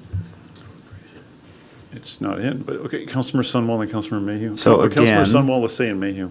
Again, read this material. This is for 19 and 20. The community center, if it ever happens, is 2021. What we're talking about tonight has nothing to do with the community center or 2021. And there isn't a lot of controversy about the expansion community center. It's actually been supported between 70 and 84%, depending what survey you like to look at. Councilman Hussain? I appreciate the conversation that we're having because I think it's important to note that all other projects listed in the non-utility CIP have budgets, have allocation funds accounted for, have projections on when those funds will be spent, except one, because it's not known. And I think it needs to be fully reviewed and fully looked at before it even is considered. Now, if it's not in 20 or 21, okay, but it still exists in the CIP, it still exists in wording in this ordinance. On top of that, I have strong concerns against consolidating funds. To me, that looks more like an opportunity to just have stuff lumped together and spend willy-nilly wherever it is felt like, because it's not restricted to something as in terms of a fund. And I would like to know more information about that. I'd like to hear more about that. It's not come up in conversations around the CIP, but now all of a sudden we're consolidating multiple funds into six. Okay, let's talk about it. Why is it all of a sudden here? Councilmember Mayhew. So I'll just share with council members, when I first came on the council, one of the things I did was study our budget to try and understand. And as some of you may know, I'm a CPA with some amount of experience in the field of accounting, and I found it very complex. And as I looked at all of our funds, and I looked into each of these funds to try and understand why did we have so many, there weren't answers for many of these. So we have capital funds that have names on them. Doesn't mean they're restricted to the thing that is on the name. In fact, many of the names are actually incorrect. They don't actually describe what's in the fund balance. Those funds got established somewhere in the past and money got put into them. Probably someone was thinking about some intent they had, but that was never turned into an actual legal restriction on that fund or a legal restriction. It's an accounting term, just a legal limitation on that fund. So we just have a bunch of funds which have balances in them. And I'll tell you, it seems like kind of a little bit of a damned if you do and damned if you don't, because we have people complaining all the time that all of these funds make it far too complex, and what are we trying to hide? Well, folks, we're not trying to hide anything. We're trying to get these funds consolidated, and believe me, we will have done a very wise thing when next biennium we have beginning balances that are not, just for what it's worth, we have the city of Issaquah, which is 3 times our size, 2.5 times our size, has something like a third the number of funds that we have. So this will help us understand the balances that we have, particularly in the capital funds, those that do and don't have restrictions or limitations on them, so that going forward we have a clear vision of, or clear line of sight onto what are these balances and what can we use them for. So nothing's going on here except cleaning things up, making them easier to understand, so we don't have to go through an explanation every time that says, no, you can combine all these 10 funds, none of them have limitations. Well, for heck's sake, let's just put them in one fund then. So this is just a cleanup to help us do our job better and to help everyone, including citizens, understand what these balances are. So, yeah, just wanted to say that. Councilmember Shepherd, then Councilmember Sunwell. I have nothing. So in Section 3, closing and elimination of funds, they've got listed here Snoqualmie Parkway Maintenance Fund, and in the description it says that when the balance reaches 0, they're going to authorize them to close them. How do you determine when, can somebody just say, well, we'll just move that money over to here and then it'll be 0 and then I'll close it? Is that really the process, or what is the process for going to 0? Is it going to be spending for that, like for Snoqualmie Parkway maintenance? Drew. No, so in essence, what we're recommending is to transfer those funds out of the Snoqualmie Parkway Maintenance Fund and into the Transportation Capital Fund. We've made sure during the financial modeling process that took place back in May and June, for example, to make sure that those funds are still available when the Snoqualmie Parkway Rehabilitation Project comes up for funding. In other we words, you made have- sure to within the fund, align- you have a description of the number of Correct. things that are asking for that money. Right, so we've made sure to align the purpose of the original intent of why that fund was set up with the number of these projects here. So I just want to make sure that council is aware of that. That is something that we definitely did, and a constraint that we considered as we put this financial model together. Councilmember Mayhew? I was going to say, just so that we all understand, by law, by state law, these funds cannot be established or eliminated by anyone but us, the council. Money cannot be spent out of these funds without us appropriating it. Money cannot be transferred out of these funds without us appropriating it. So that's exactly what's going on here. We're being asked to transfer these funds, to consolidate them into lesser number of funds so that it's more clear that these funds are in fact all available for transportation. And no one's doing anything that behind our back. They're specifically telling us what they're trying to do and asking us for permission. Councilmember Shepherd? So I don't see a table where it says the fund going from and then the fund that is going to. We don't have a from and to column. And I also don't see anywhere up here Eric, about. I'm going to ask you to get on the microphone so we capture you on the record. Oh, okay, sorry. Just so folks know, anytime the scouts come in for their citizenship or other badges, we give them a little leeway on being able to interject and question what's going on. And All right. although Eric, we usually don't encourage them to participate in the debate, so keep that very limited if you could, please. Okay. So, yeah, just a question I like to ask. Like, whenever I look up at the summary up there about all the funds transferring to the transportation, and a piece that I kind of find missing is like what part of the transportation is it exactly going to, and what are the causes and effects of each action, and how will this affect the financial situation of the council? Like, for example, you guys explained that you guys are the only ones that can approve of these things. With even so, and all the resources that you have, my one question I also have is like how this priority is worthy of all the money that is being spent. Great. Thank you, Eric. Councilmember Summerall. So I think Councilmember Shepherd asked a good question. I don't see it in the materials either. This is just for the first read, so we can't approve anything until 2 weeks from now anyway. I'm just wondering if next time, if you could have a document, and Councilmember Mayhew is going to tell me it already exists, but where the document is that says this fund is being consolidated into this fund so that we know what's rolling up into what. Is that something that, if it doesn't exist, can we have that for next meeting? Drew, why don't I let Councilmember Mayhew's kind of chomping at the bit here. Let's.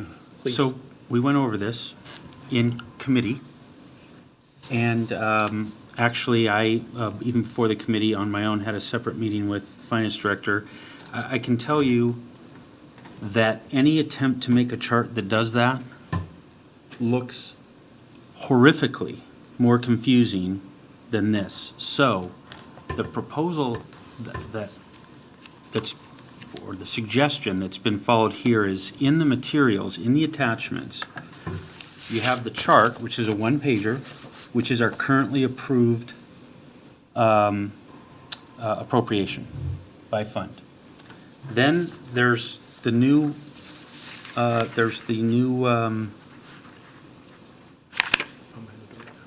budget, which has the one that's being proposed. Honestly, the easiest thing to do is simply to lay them next to each other and see the difference. The problem is you've got two bienniums, you've got expenditures, you've got transfers, beginning balances change, ending balances change because there's 2 years within the biennium. It just gets, any attempt to put the chart together just gets more and more confusing. Honestly, I think you'll find that the easiest. Everyone that I've showed that to then says, oh, okay, that's clear. So I think that you'll find that the clearest, and any attempt to make charts, I think they'll just get more and more confusing. Where? Drew, did you want to add something? Yeah, so I would Yeah, that would. generally agree with that statement. What I've tried to do is on page 3 of the council agenda report is to offer council 3 reconciliation checks between the capital improvement plan and what's in the budget. So I would recommend taking a look at that material, page 3 of the council agenda report. It's going to tell you what funds that I'm looking at when I'm looking at the budget ordinance and comparing that against the materials in the capital improvement plan. And what you'll see is consistency in 2020 with the beginning fund balance, the expenditures that we've proposed in the CIP, as well as the ending fund balance as well. Thank you, Drew. Councilmember Holloway. So as chair of FNA, I will offer, send me your questions. We will go through them in FNA, and we will bring back to you in 2 weeks answers to those questions. Okay, as part of the discussion in 2 weeks. Councilmember Lasay. I appreciate that, and we'll provide questions. I just don't see why it's so hard to say previous fund 005 goes to new fund blank, and previous fund 101 goes to new fund blank, and that's it. That's all we're looking for is a roadmap. I don't see these documents in the papers we have. Maybe they're buried somewhere. I'd appreciate them to be a little bit easier to find if they are in there. And lastly, not to trying to tread water being critical, but I don't like it when someone says, trust me. I need to see it.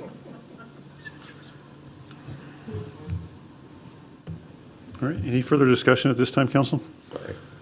Drew, did you want to add a comment, or? You didn't say Well, trust me, Drew. No, I did not say trust me. No, he's not referring to you, Drew. But should we, Drew? You did fine, Drew. It's implied.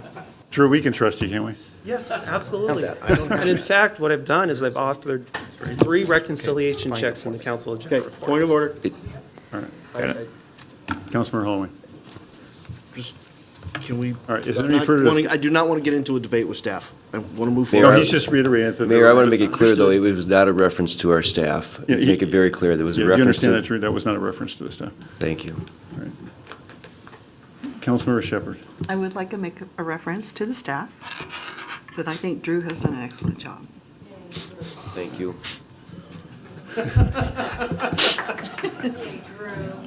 Well, just want to say, in return, thank you, council, very much for that support. And I do want to thank you guys for all of the attention that you've been spending on this. So thank you very much.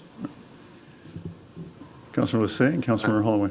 I did not imply or mean to imply that staff is not being forthcoming and trustworthy in this. It was a comment related to, I can't find the information. I would like staff's help to help me find the information where these things are in these documents. These documents are significantly large and hard to follow at times.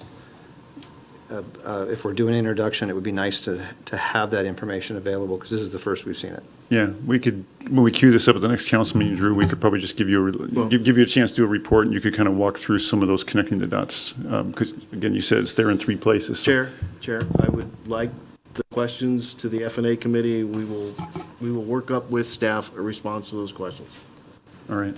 I'll also reserve the mayor's right to direct my staff accordingly, but thank you. You're still awesome, Drew, don't worry. Yeah, no worries. Councilmember Sunwall and then Councilmember No, Shepherd. okay, Shepherd first, please.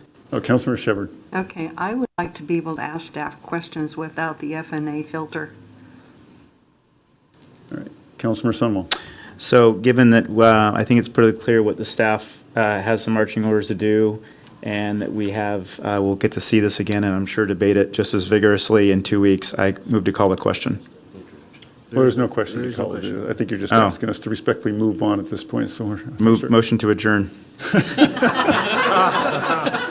I'm so tempted. Perfect. As a point of order, I'm not going to consider that a real motion, so it dies for lack of a second. Move to close the agenda item for tonight. Yeah, okay. And that also dies for lack of a second, but we're moving on. So we're going to keep talking. All right, moving on to reports. Oh, wait. Oh, okay. Warrants. Warrants would be under reports. Yeah, Parks and Public Works Committee, is there any other, let me see, the warrants item that was kicked for. Hold on, point of order. I feel like we moved 2 consent items off. One of them, 111, got removed altogether. Right, and 112. And 112 got? 112 goes to F&A. Okay, so we need to take care of that. Yep, so, but I'm not quite there, right, I'm not quite there. The first report I've got is the Okay. Parks and Planning. Is there any other report for Parks and Planning? No. Parks or you mean Public Works, I'm not sure what you mean by planning, but okay. All right, Community Development Committee. Yeah, so we had a motion to reconsider. Is that under this section? Correct. If you could, go ahead, Councilmember May.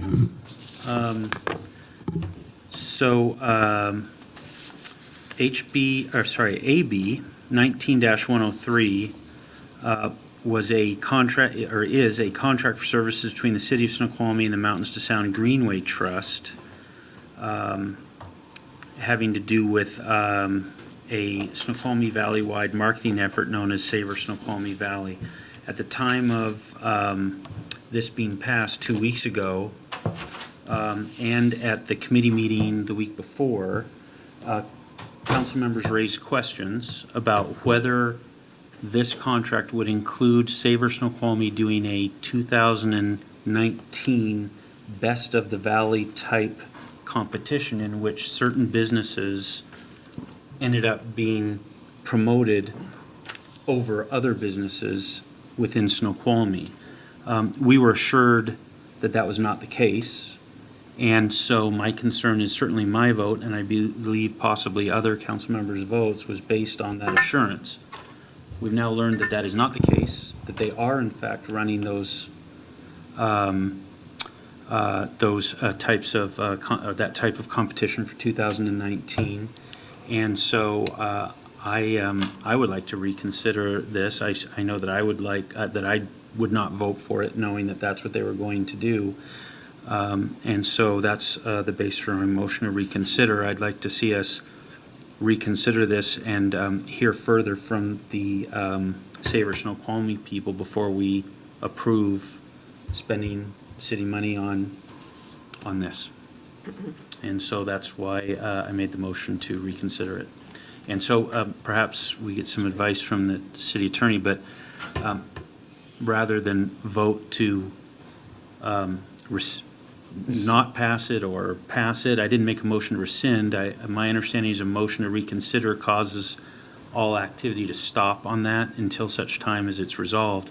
And so what I'm hoping we could do is put this in a state of being under a motion to reconsider, wait to hear back from the Savor Snoqualmie people before we have to then make a final decision. And just bring it back to the next council meeting for any. Right, so we would just leave it as under a motion to reconsider, which my understanding is means that no further action would take place on it until that's resolved. There is no checks cut if they haven't been cut already. Mark, did you want to speak to that? And then I'll go to Councilmember Jeans and Councilmember Holloway. Thank you. Mark Hoffman, Community Development Director. You are correct. And so after certain statements that Monday, we met with Margaret with Savor Snoqualmie and clarified a few things. Most of the comments that night were directed to 2 or 3 years ago in the initial. It's clear that even though we've clarified this is now based on a vote, what's clear with staff is that the council's concern is even with a vote, it shows preference. So we understand that. Given that understanding, it's also clear that the scope of work in this agreement, in fact, the very first item, does exactly what you fear, which is a 2019 best of voting and perpetuating that issue. So the status of the agreement is that it's been signed by the city and sent to Savor Snoqualmie. Margaret, as far as I know, the latest update, she has not signed it. But she has it and could sign it any moment. We have requested that she come to either the full council or the CD committee. She was not available tonight, and I believe where that stands is October 14th, which is quite some time. Depending on what happens tonight, we can call her and say, please do not sign it. Either way, the next step, the provisions in the agreement would kick in. We would not further work on it or sign a check or do any of the elements in the agreement pending discussion tonight or at a future meeting. All right, thank you, Mark. Councilmember Jeans. Oh. If I can weigh in, my experience with motions to reconsider is that a positive vote on a motion to reconsider means that the body is willing to reconsider it, and that then places it on the table for a motion to rescind, cancel the contract, or whatever, the appropriate motion might be. So I don't know that a reconsideration vote would sort of freeze everything. You would then want to have a second council vote to direct some positive action in some way, rescinding We and would have to have a motion canceling to the rescind, contract. then motion refer back to committee. Or it could be a motion to reference to suspend committee, any further execution until such time that they give a report or make. Yeah, that's just point of information is, so we would need to vote on the motion to reconsider. Correct. If, presuming that passed, then we would then have to do something with this item, refer it back to committee. Is referring it back to committee for further investigation an option? Well, you haven't suspended any execution of it. Right. So we need to suspend any further activity and refer it to committee Right, for or further. withdraw the council approval of the contract, because I don't have the minutes in front of me, but I believe the minutes authorize the mayor to sign.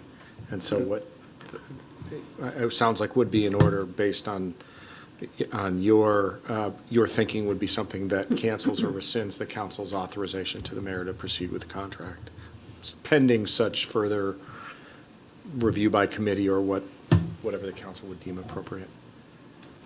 Well, with the primary concern of the council members, I haven't heard it articulated, it's just for members of the public listening, is that best of sort of activities are fine and good and I think welcome from the public, but the difference, those are usually done by private or nonprofit entities, not by an entity that's sponsored or paid for largely by government grants, whether it be the port or various cities. And so that's the concern, is that taxpayer money should not be picking favorites of businesses or favoring one over the other. Councilmember Jeans, and I thought Councilmember Ross or someone, Councilmember Holloway. Jeans, Holloway, and then. So I'm not going to oppose this, in essence, moratorium on what we've already decided, but I must say, I always thought the greatest objection to this buying into the Best of Snoqualmie was the organization simply went to the Valley Records Best of Snoqualmie and picked what they picked. And they had their procedure to do that. And now the entity is doing it themselves. And I'm not so offended by them doing it. I'd like to know more about how they're going about it, how it is more equitable. I frankly believe in the end it will be subject to criticism anyway, because you're going to pick a few and someone says Mexican, oh, I meant Spanish, it wasn't fair to me. I'd like to know more about it, but I'd like to believe that this entity can do this rather than the alternative is saying, well, we have to put every business in every category in it rather than coming up with some sort of a best of. Councilmember Holloway. I would like to call the question on the motion to reconsider. We really probably shouldn't even be debating this until we actually decide whether we're going to reconsider it or not. Well, we are debating whether we're going to reconsider or not. No, we are debating the main agenda bill is my issue. There is But no I agenda. call the question. There isn't an agenda bill. Okay. I thought there was. There is a motion to reconsider that agenda bill 2 weeks ago. From 2 weeks ago, yeah, right. Okay, I would like to call the question on that motion to actually get this on the table, and then right away do a motion to refer to committee. Or just suspend and refer. Yes. All right, question's been called. All those in favor? Point of order. Sorry, he called the, well, It requires a second. oh, it does require a second. Okay, I'm sorry. Second. No, that's fine. Thank you for clarifying, Councilmember Mayhew, because I was thinking a call for question didn't. All right. Question's been called. All those in favor? Aye. Aye. Opposed? Nay. No. I think it passed 4-3. No, that was just two nays. That was what? 5-2. 5-2, okay. All right, so that motion or discussion that Councilmember Mayo put on the floor is now off the table. Councilmember Holloway. I'd like to motion to suspend action on this agenda bill and refer back to committee. Second. Motion and action to suspend current actions on the agenda bill that was approved and refer it back to committee, as stated by Councilmember Holloway. And there was a second. Second? I think, Bob, you said it, yeah. All right, any discussion? Councilmember Shepherd. What is, when we normally have a contract, we have some conditions that if we decide to cancel. What, do we have anything like that in this contract? Going by memory, I would have to see it, because I don't recall that we used our standard form on the contract with Sabre Snoqualmie. So- But the council member is correct. We typically have termination provisions, even termination for convenience in city contracts. Do we have, let me see But if I can find it. I don't, I'm sure there's a termination clause, but I'm not too concerned. Knowing the relations with the Greenway, if we ask that they, pull back or that the council's changed its mind, they're more concerned about the long-range relations. They're not going to burn bridges over this, so I'm not too terribly concerned. Even if she signed the document at this point, they're going to probably put a hold on it until they resolve this with us. All right, any further discussion on this item? All right, all those in favor? Aye. Opposed? Motion's carried. All right, so we were at Community Development Committee, correct? Yep. Any other items for Community Development Committee?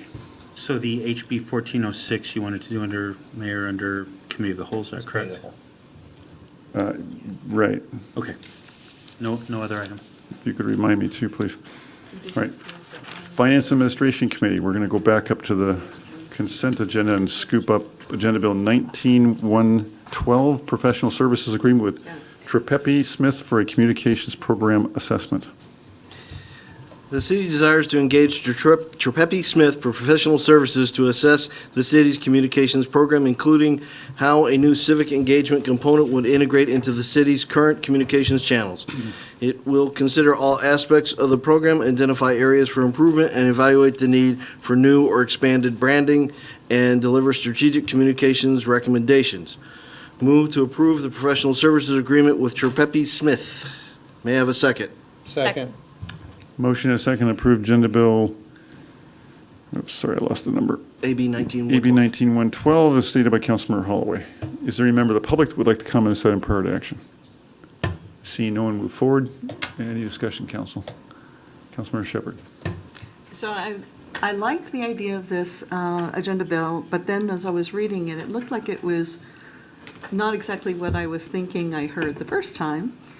It sounded like you had, I liked the idea of being able to utilize our website functionality in order to do, say, text messages for alerts, to reach out, which I guess is not functional right now. Correct. Yeah, but then it has something else to do with another application that you want to attach to our website? No, it's not anything attached to our website. You might be referring to Polko, which is a civic engagement platform for sort of like surveys, real-time kind of surveys. That is not connected to our website. Polko is also not connected to the Trepepi Smith contract or scope of work. What Trepepi Smith would do is determine how would that work into our current communications channels and practices. It's two separate things. And so as far as the text alerts, I would think that would be something that we would be able to get worked through with whoever supports the Civic Plus. Is that not true, right? Or I have to research it further. Either way, it takes more staff time, so that would be separate of this assessment. The texting and the surveys and so on, those are separate. A separate work for me to work on, whereas this is an assessment of what we're doing and may include the things you're talking about. Oh, so it's trying to give us an idea of how important it is as far How as... important everything is that we do, maybe we should let go, what we need to add, what we're doing well, Okay. what we need to improve upon, and how those things might augment what we're doing. Okay. Yeah. Okay, thanks. All right, any further discussion, Council? Questions? All right, all those in favor? Aye. Aye. Opposed? Motion carries unanimously. Let's go back up and just want to ask to have a motion and a second to approve the warrants, excuse me. Move to approve the warrants as presented in the agenda. Second. Motion and a second, as stated by Councilmember Holloway. Any discussion, Council? Or, I'm sorry, is there any member of the public that would like to comment on any of these warrant items prior to action? Seeing no one move forward, any discussion, Council? Councilmember Shepherd. So again, I would like to bring to your attention the fact that most of the dollars that we're spending have no numbering associated with those transactions. We had a total of approximately $1.4 million that was approved or checks mailed out, but the unnumbered amount was $1.1 million. And I'd like to see us have numbering on our transactions for all transactions. If it's a direct deposit in Issaquah, they have advice numbers. We don't have that. Point of order. Yep, Councilor Sullivan. I don't believe we're talking about any one of the warrants in discussion. We're talking about principles around how we should handle warrants in the future, not about paying our people. I'll sustain the objection or point of order. It's not relevant to the agenda bill or the warrants in the agenda packet that you're talking about policy or procedure. Any other questions or comments for the warrants? All those in favor? Aye. Opposed? Nope. Motion is carried. Under Finance Administration, we also have, I'm sorry? Two discussion items. Yeah, one is on the council meeting or the live stream issue. Councilor, Mayor Pro Tem, did you want to? Well, I'd like to do those in the other order. All right, I have another one on rules of procedure, citizens' comments for items not on the agenda. If All the right, do you want- council will allow, I'd like to do that one first. All right. As you know, currently, toward the top of the agenda, we have an opportunity for citizens to make comment on items not currently on the agenda. This is an opportunity for citizens to express their views, positions, and concerns on issues that may or not be readily in front of us that evening. You saw Wayne did a good example of that tonight. However, we have had opportunities under which that is abused to campaign, to basically talk to the camera versus talk to the council, which that opportunity is there for. As a matter of fact, the PDC has informed us that on occasions where it is abused for campaign purposes, the offense is that of the currently sitting candidate, not the current sitting elected official, not the candidate who may be making comments as part of the public discussion. Okay, so, and the logic there being the sitting elected official really has the opportunity or ability to limit that exposure. We are responsible for providing the opportunity. If it's abused, it's on us. Okay? So my proposal is that we move open public comment for items not on the agenda to the top of the agenda, and that we do not video record open public comment at that time. We commence recording of video after open public comment for the unofficial record. Councilmember Shepherd, then Councilmember Jeans. Two things. I would like to see the letter from the PDC that you're referring to about what they said would be the consequence for the current incumbent, what their consequences are. I've heard this said. I've not seen anything that documents that. But also, I think that it's ridiculous that we would cut off recording. And as far as assessing that as being an abuse, I don't find that there was ever an abuse here. That's definitely one person's opinion, or I guess Point of order. six persons' Point of order. opinions. Speaking about another's motives, members may not speak about another's motives, and personal remarks such as "this is ridiculous" are not to be made by members. Thank you, Councilmember Mayhew. I need to get more diligent about calling members when that happens to keep the conversation a bit more professional. So I will sustain that and ask the council member to refrain from making disparaging or judgmental comments about motives and so forth. If you could just speak to the issue. So I disagree with Councilmember Holloway's assessment. And I think it would be a shame. We waited so long for us to get our recordings done for our meetings, and there's many people who don't even have the ability to come into the room and be here. And I think that this has been really appreciated by the public when the council finally did bring these videos to our residents for them to be able to follow along and see what's happening.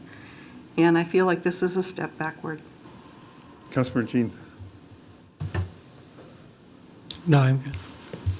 Councilmember Mayhew. And then Councilmember Holloway.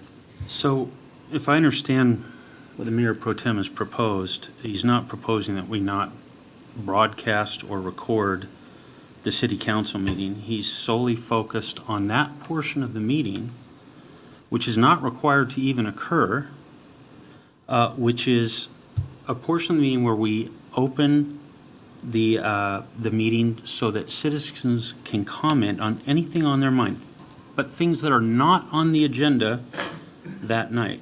So this is us as a council trying to engage with the community and say, let us know what's on your mind, because we think we know what we ought to be dealing with, but if there's some things you know about, please tell us. Come tell us. So this is an open dialogue between us and the citizens. The purpose of this is not for someone to come in and grandstand for our cameras, grandstand for people's at home or for recordings.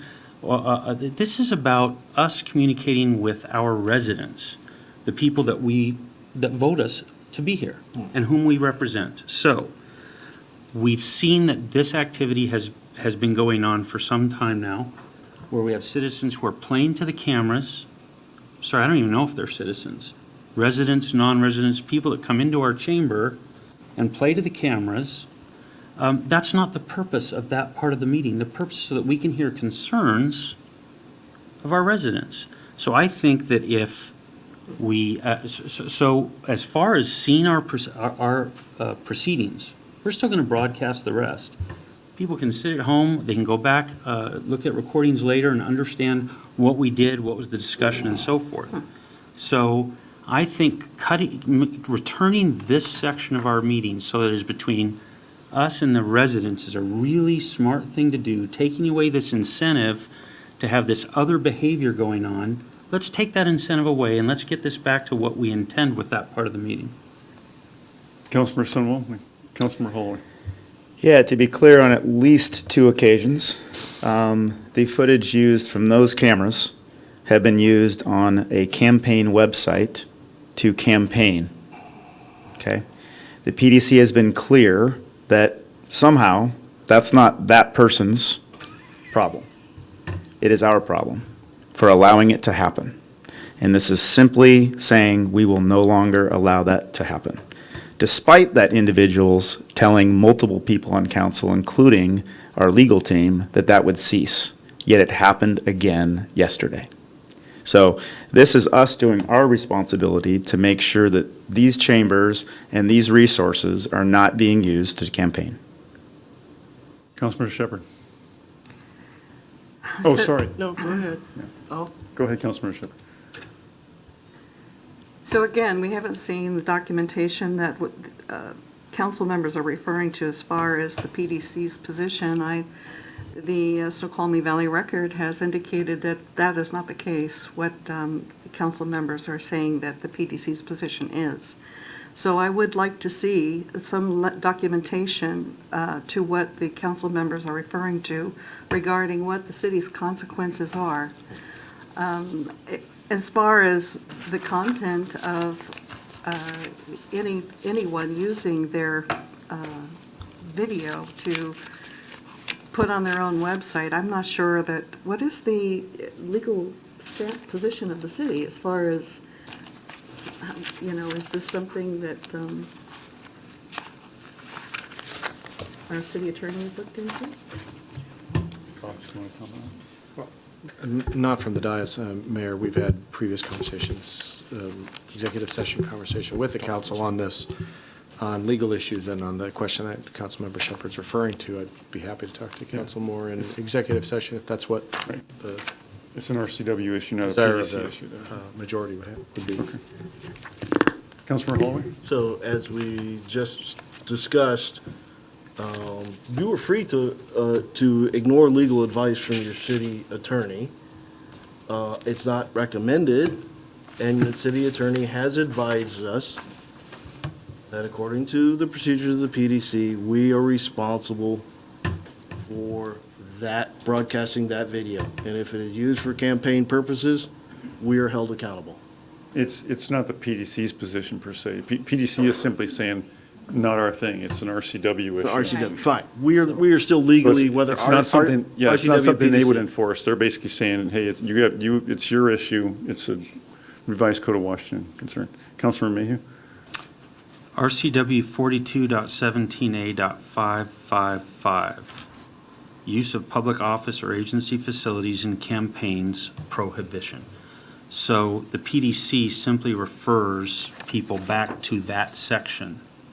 And when you read that section, what it does is it establishes a requirement that elective officials and employees do not allow the facilities of a public office or agency, directly or indirectly, to be used for campaign purposes. So that's what they refer you to, is that RCW.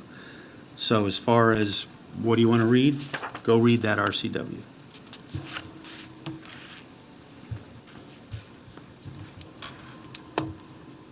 Okay, is there, Councilmember Holloway, refresh my memory, you did not introduce this as a motion, it was just a discussion item, correct? Well, if we're close to end of discussion, I would, I guess at this stage, like to make a motion to, we'll have to figure out how to work this, actually to move public comment for items not on the agenda to the top of the council agenda for mechanics, and to not broadcast that as part of the video recording. Second. Okay, motion and second is stated by Councilmember Holloway. I'm not sure if the order where it is on the agenda would matter, because we're still going to have to start the meeting and do the Pledge of Allegiance. It could Okay. stay where it is, and we could just, Mark and Jimmy, or who's behind, is that Jimmy back there? I mean, you could basically just suspend or shut the video off during the public comment and then turn it back on again, Yeah. correct? Okay. You guys tell us how to make your life easier now that we've made it worse. So the order where it is doesn't make any much difference, does it? Mark or Jimmy? The order of where it is in the agenda really doesn't make much difference. It's not easier at the beginning or the end, okay. Okay, so I withdraw. So I motion that we stop recording public comment for items not on the agenda. Second. Yeah, okay. All right. Motion, did I get a second on that one? Yes. All right, motion a second, as stated by Councilmember Holloway. Any discussion? Councilmember Lissay. Well, Belcher mentioned during the tour of Mount Si this weekend is students reacted to the method at which they wanted to be instructed by don't teach us based upon the bad apples, teach us based upon those that want to excel. We're trying to make a rule based upon a bad apple. And all we're going to do is punish everyone. I don't support this in any way. There's got to be a better way. We've got to find a way to deal with it, and if by dealing with it means that we continue to broadcast and we take our chances, that's what we have to do. I think it's public comment. It's intended for the public. I would have hated to have had, 99% of the comments that have been said during that time not available for the public to hear. I can't support it. Councilmember Jeans, I'm going to do a little round robin first. So I agree with Councilmember Lissay. I am concerned that we're just cutting off people who, they don't know how we do things or why we do things, and they want to ask questions, and frankly, I think that they ought to have the opportunity to do that. It is a limited opportunity.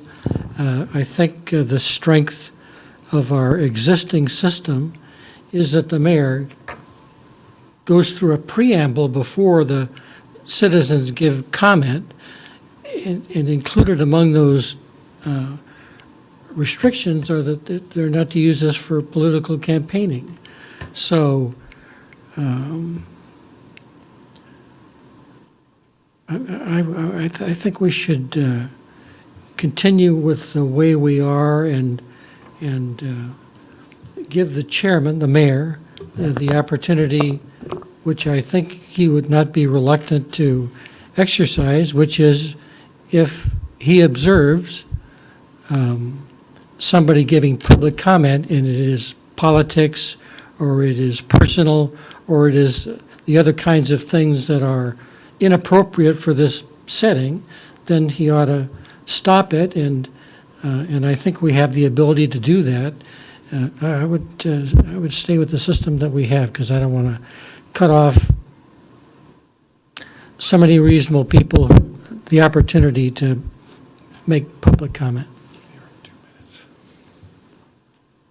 Councilor, hang on here. Councilor Ross, Holloway, and then Sunwell. So earlier I guess late last week, we each received an article from MSRC on public comment and what public comment is for. And basically, we allow public comment because it's through the Public Meetings Act, but the meeting itself is actually a council meeting. And the purpose of public comment is for members of the public to inform the council of their views, and that is it. And so we are not required to live stream the public comment, but we do want to hear the public comment. And so I'm fine with not having live stream during the initial public comment, not on the agenda. Okay. Councilor Holloway. So I will refer you, as Councilmember Jeans, refer you back to the preamble the chair does before open public comment. Many of the items we were talking about, he listed 5 separate restrictions. We've said that about every meeting, and yet we at least know 2 occasions where that has been violated intentionally, okay? I'm really just bringing this back to first purposes. The first purposes of that open public comment of items not on the agenda is for the public who come to inform the council their views, opinions, positions, questions about items which currently aren't on the agenda tonight. What it has been used for is campaigning, for rehashing things that have been done, but some people just are not happy with past activities. It has been used to expound inaccuracies, dead bodies and whatnot. I would prefer those comments come to their purpose to the council. I am not in favor of providing a forum under which that is to the public. Okay? The rest of the agenda is to the public. It is open. No discussion that should not happen, nor is there discussion that this open non-agenda discussion should not happen. It's just it should happen between those individuals and the council. Councilor Sunwell. Yeah, so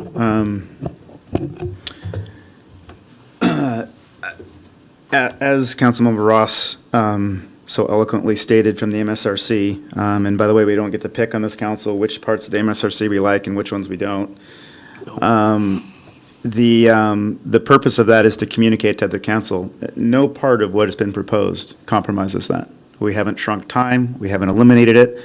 I assume that whatever's said, camera or not, is recorded and part of the public record and part of the minutes. Is that correct?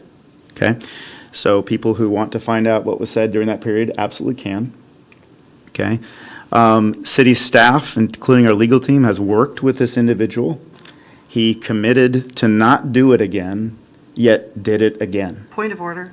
Oh, I'm sorry, I'm talking. I'm sorry. Anybody can do a point of order. What's the point of order, Councilmember? He can do it. Shepherd. Is he referring to a specific individual, and should he be doing that? I'm not sure how you're, could you refer to the Robert's Rules of Orders in terms of what your objection is? I cannot. I'm just feeling that we're talking about a specific individual, and I don't think it's appropriate as far as our criticism. Disagree. Councilmember is merely stating fact. Yeah, I'm not going to sustain the objection. I'll allow Councilor Sunwell to continue. So, as I was saying, this does not restrict anybody from coming to council meeting to say what they want to say. And we are simply abiding by what both the MSRC says and what the RCW says. And to make this sound like there's no reason now to come to the meetings is silly. There's lots of reasons to come to the meetings, and we encourage people to still come and comment. but not use those city-funded resources, taxpayer-funded resources to campaign. All right. I'm going to give our special guest a little dispensation again tonight. Eric, again, it's been rare that the scouts actually engage in the debate, so if you have comments, if you just have questions about why are you guys doing this or what about that, that's appropriate. But if you want to say a few comments, go ahead and go to the podium. At most, we're going to give you 2 minutes, though. When that yellow light comes up, you got 30 seconds left, all right? Up to the podium, yeah. And if you go past the time, the sprinklers come on. So, All right, so I feel like closing the camera to the public based on topics off of the agenda will cause a majority of problems. Like, for example, there are 11 of you in the city council, while there are hundreds to thousands within our city. Each have different concerns that may eventually need to be addressed, and we can only address so much at one meeting. So not informing the public of anything that the public here might have concerns here is like closing off or deleting footage that the staff doesn't want the public to see, and I simply don't think that it is a right approach to stop the campaigning. I believe we can try alternative methods such as maybe referring guidelines before each member of the public speaks, or maybe cutting them off if things kind of slide into a campaign approach. But I would think that is better than closing off the cameras to the public altogether.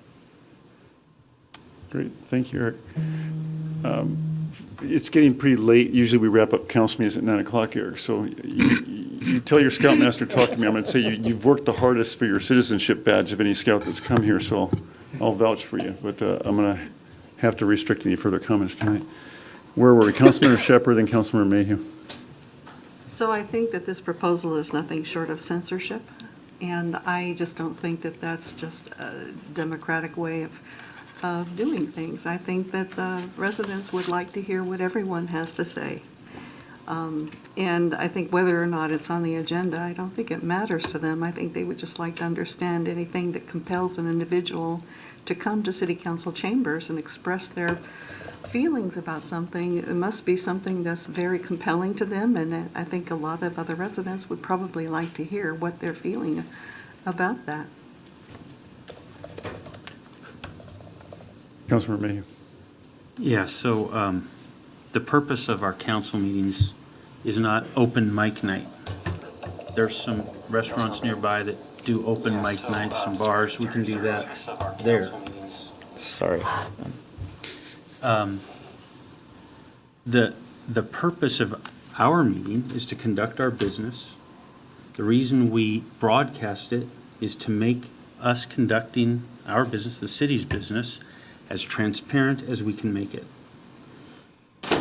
The purpose of this section at the beginning, where we let citizens, and by the way, just to be clear, citizens comment on each agenda bill, which is not required by state law, is something we voluntarily do, and the proposal is to continue broadcasting that, of course. There's no censorship involved.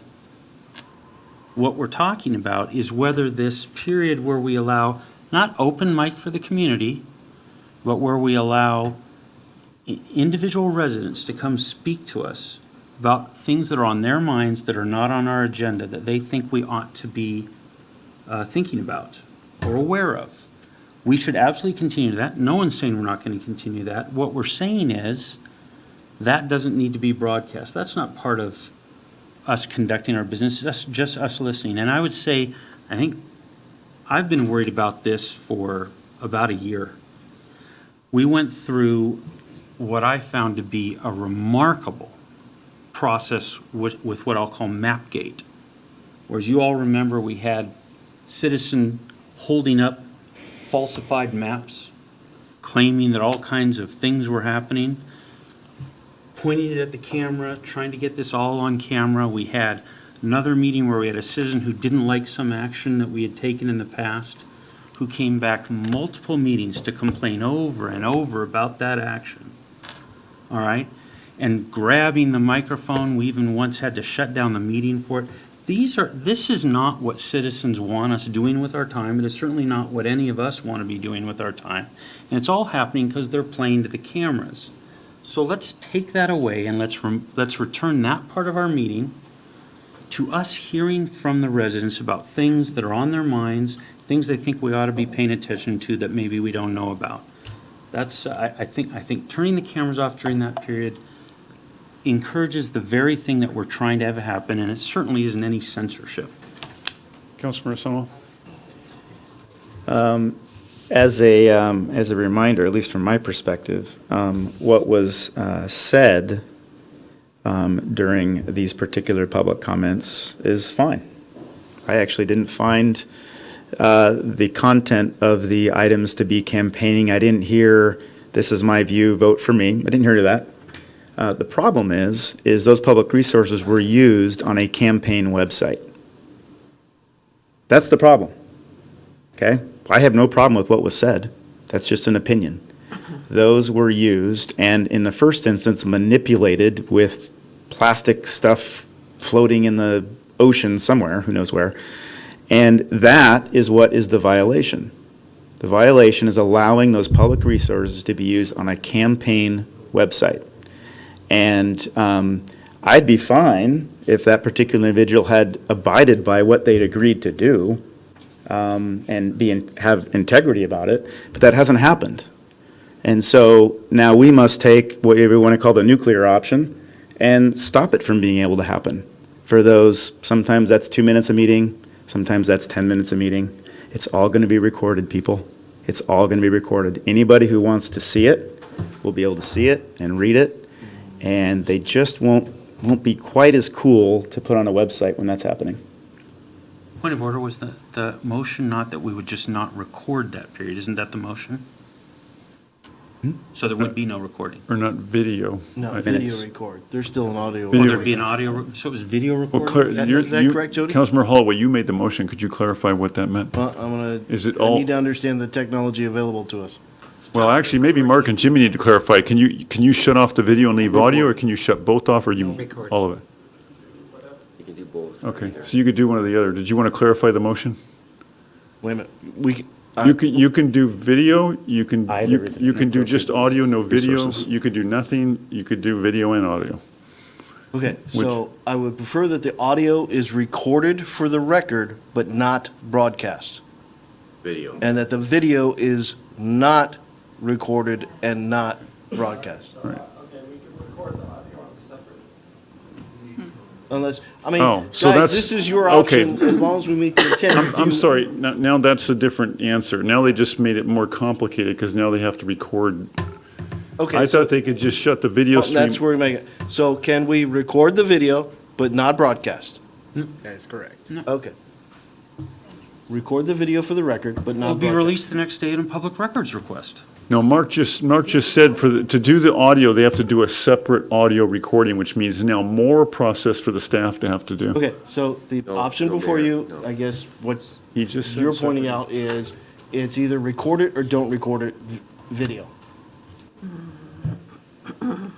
Mayor, if I could clarify, we've Okay, always had. Mark just said he would have to record it separately, so you guys need to clarify. Yeah, let me I'm clarify. trying to reduce the amount of staff resources for this stuff. Mayor's Council, you may recall, before you had the video, you had the ability to use the microphones to put it out there to record the audio. We can just take away, if you want to, just do the audio recording only for portions of the meeting. If we have that capability, it's a step you have to take, but we've been doing that for a long time. We just added the video. I'm just looking to see if he's sweating. Right, but right now you don't do the old audio recording. or you do 'em? we still do. Okay. We still do, so we've So got you're not both. adding another layer then, doing that? All right, thank you. All right, so I stand on the motion. Okay. Of not video recording, but audio recording, the open public comment for items not on the agenda. All right. Councilmember Sunwell, you were kind of tapering off when everybody Yeah, went a little the sideways. problem I have with that is that even the audio, while not as sexy as the video, is still a misuse of public resources for campaigning. It is. Audio or video.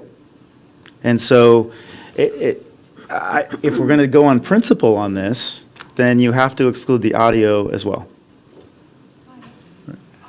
Matt, Councilmember Lissay. I'm going to encourage everyone to watch the video from this and see how embarrassing we sound.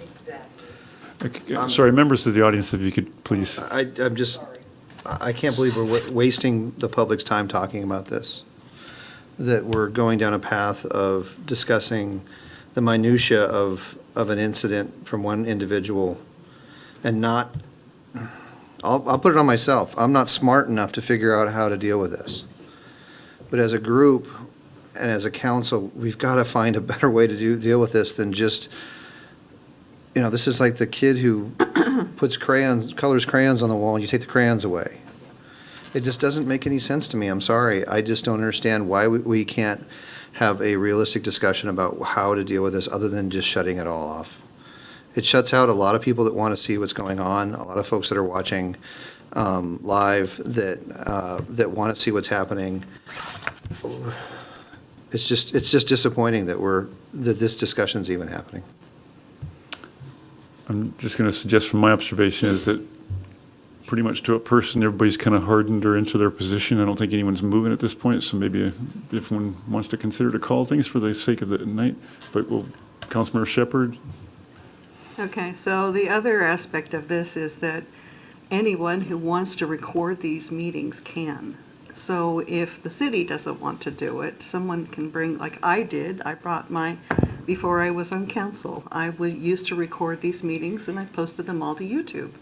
So if people would like to record what they're saying in council, they can do that. They can post it to YouTube, and there's nothing wrong with that. So I think this is just kind of going nowhere. Councilmember Mayhew. The notion that someone can walk around the city hall recording at their leisure is quite a surprising thing for me to hear. Not the case. But in any event, I think that telling someone that has a different position than you have, that them having a different position is embarrassing, is out of line. I don't think that having different positions, I respect people who have different positions. That's fine. They have a different position than me. I listen to them. Sometimes I get convinced. But the whole thing isn't embarrassing. It's just a discussion. Councilmember Holloway. Call the question. Do I have a second? Second. Motion and a second to call the question. All those in favor? Aye. No. Opposed? Nope. Someone voted no during the ayes. Okay, No, so- 2 noes. 5-2. All right, so the motion passes 5-2. Discussion is ended. So we're back to the original motion made by Councilmember Holloway to change the procedure here. Will you restate the All those in motion? favor? So restate, please. Restate the I'm sorry, motion. who? Was a member of the audience asking me that, or? No, me. Oh, okay. Councilmember Holloway, you want to restate the motion? Move to suspend the video recording of public comments for items not on the agenda. All right, so we're now voting on that motion. All those in favor? Aye. Aye. Opposed? No. All right, we're going to have to, Councilmember Jeans. No. Councilmember Ross. Yes. Councilmember Holloway. Aye. Councilmember Mayhew. Aye. Councilmember Lissay. No. Councilmember Sunwell. Aye. Councilmember Shepherd. No. All right, my count was approved 4-3. Did I get that right? Mm-hmm. Okay. Okay. All right, now to the second discussion item, which is Second the, discussion item was, so in the discussion of video recording, everything else, and I don't have the numbers, but our numbers of actually live viewers is rather anemic.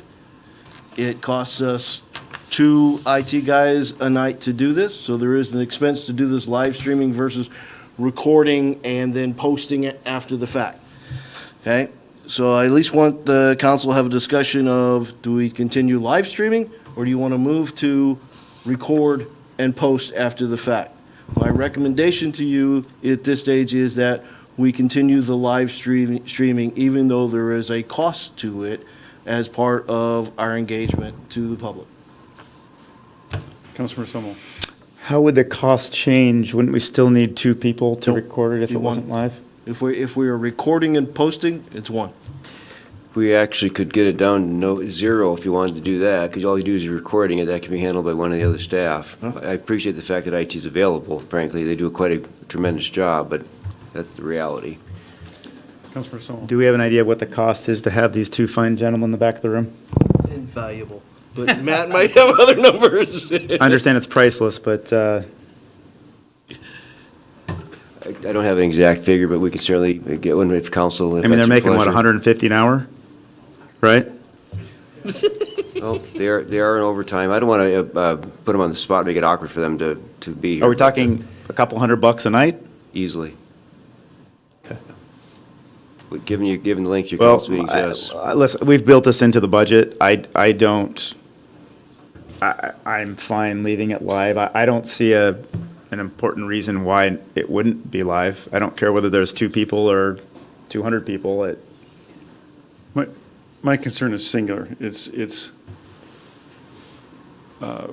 sort of ex parte conversations, or if you're a citizen there and you don't like the fact that you're restricted to 3 minutes at the beginning of the meeting or 2 minutes during agenda bills, I just walk out the door, get a laptop, or I could do it here and start, or if I'm sitting at home, I can just start emailing or texting council members and having conversations and then trying to influence the debate. I can't remember the last time that happened. It's been a long time. I just. Would you like me to send you an email? I don't see a reason to, I'm surprised it came up. I didn't even know it was even mildly an issue. I just don't see any reason why we should not make it live. The budget, it's been budgeted for. I don't know what I would do without looking at those 2 gentlemen in a council meeting. I mean, they usually keep me awake. So I don't have a problem. Is there anybody who would like to make an argument to discontinue live streaming of the rest of the council agenda? No. At that stage, I would like to table that discussion, and we will continue live streaming the agenda with the exception of what we did prior. Okay. Okay? I believe that is it for F&A. All right, Public Safety Committee, is there any reports for Public Safety Committee? Yes, so we have good news. So Snoqualmie won another top safest city listing through backgroundchecks.com. And they're ranked Snoqualmie #1 in 2019 based on violent crime and property crime statistics. And this is also, we were also awarded earlier this year through SafeWise as #1 again, and that's the 2nd year in a row. So we've won 2 Safest Cities awards this year, and I think that it speaks to the quality of our police department and all of our staff, and also the no call too small. So thank you. Nice job. All right. Any other report? Nope, that's it. All right, moving on to Committee of the Whole, and RCW, for the affordable housing issue, is that one of the ones, Councilmember Mayhew, that you? Yes. So just a quick report back to the council. We had a brief discussion, I want to say 2 council meetings ago, about HB 1406, which is at a very high level, something the state legislature has passed that allows us to take some of the sales tax money that currently goes to the state, that's imposed by the state. Gets a little complex, and I'm not going to go into all the complexities, but that is collected by the state, and if we take certain actions, that money can become available to the city to be spent on broadly, I'll say, affordable housing purposes. Now, it gets a little complex because depending which city you are, if you already collect the maximum sales tax that's permitted, this is something that costs, there's a zero cost to your residents. We do not collect the maximum sales tax that's permitted, so there's 2 aspects to this, something that we can get from the state and some additional amount we could get if we wanted to increase the sales tax. It wouldn't be our decision if that were to happen. That would go to the voters. There's some complexity around this. So what we are doing is we're looking into this in Community Development Committee, which you asked us to do. But I wanted to get you a quick report on timing, just so that you knew what we were doing in terms of timing and why we thought that timing was okay, so that you're kept aware of what we're doing. And Mr. Hoffman has just prepared a few bullet points to update you on.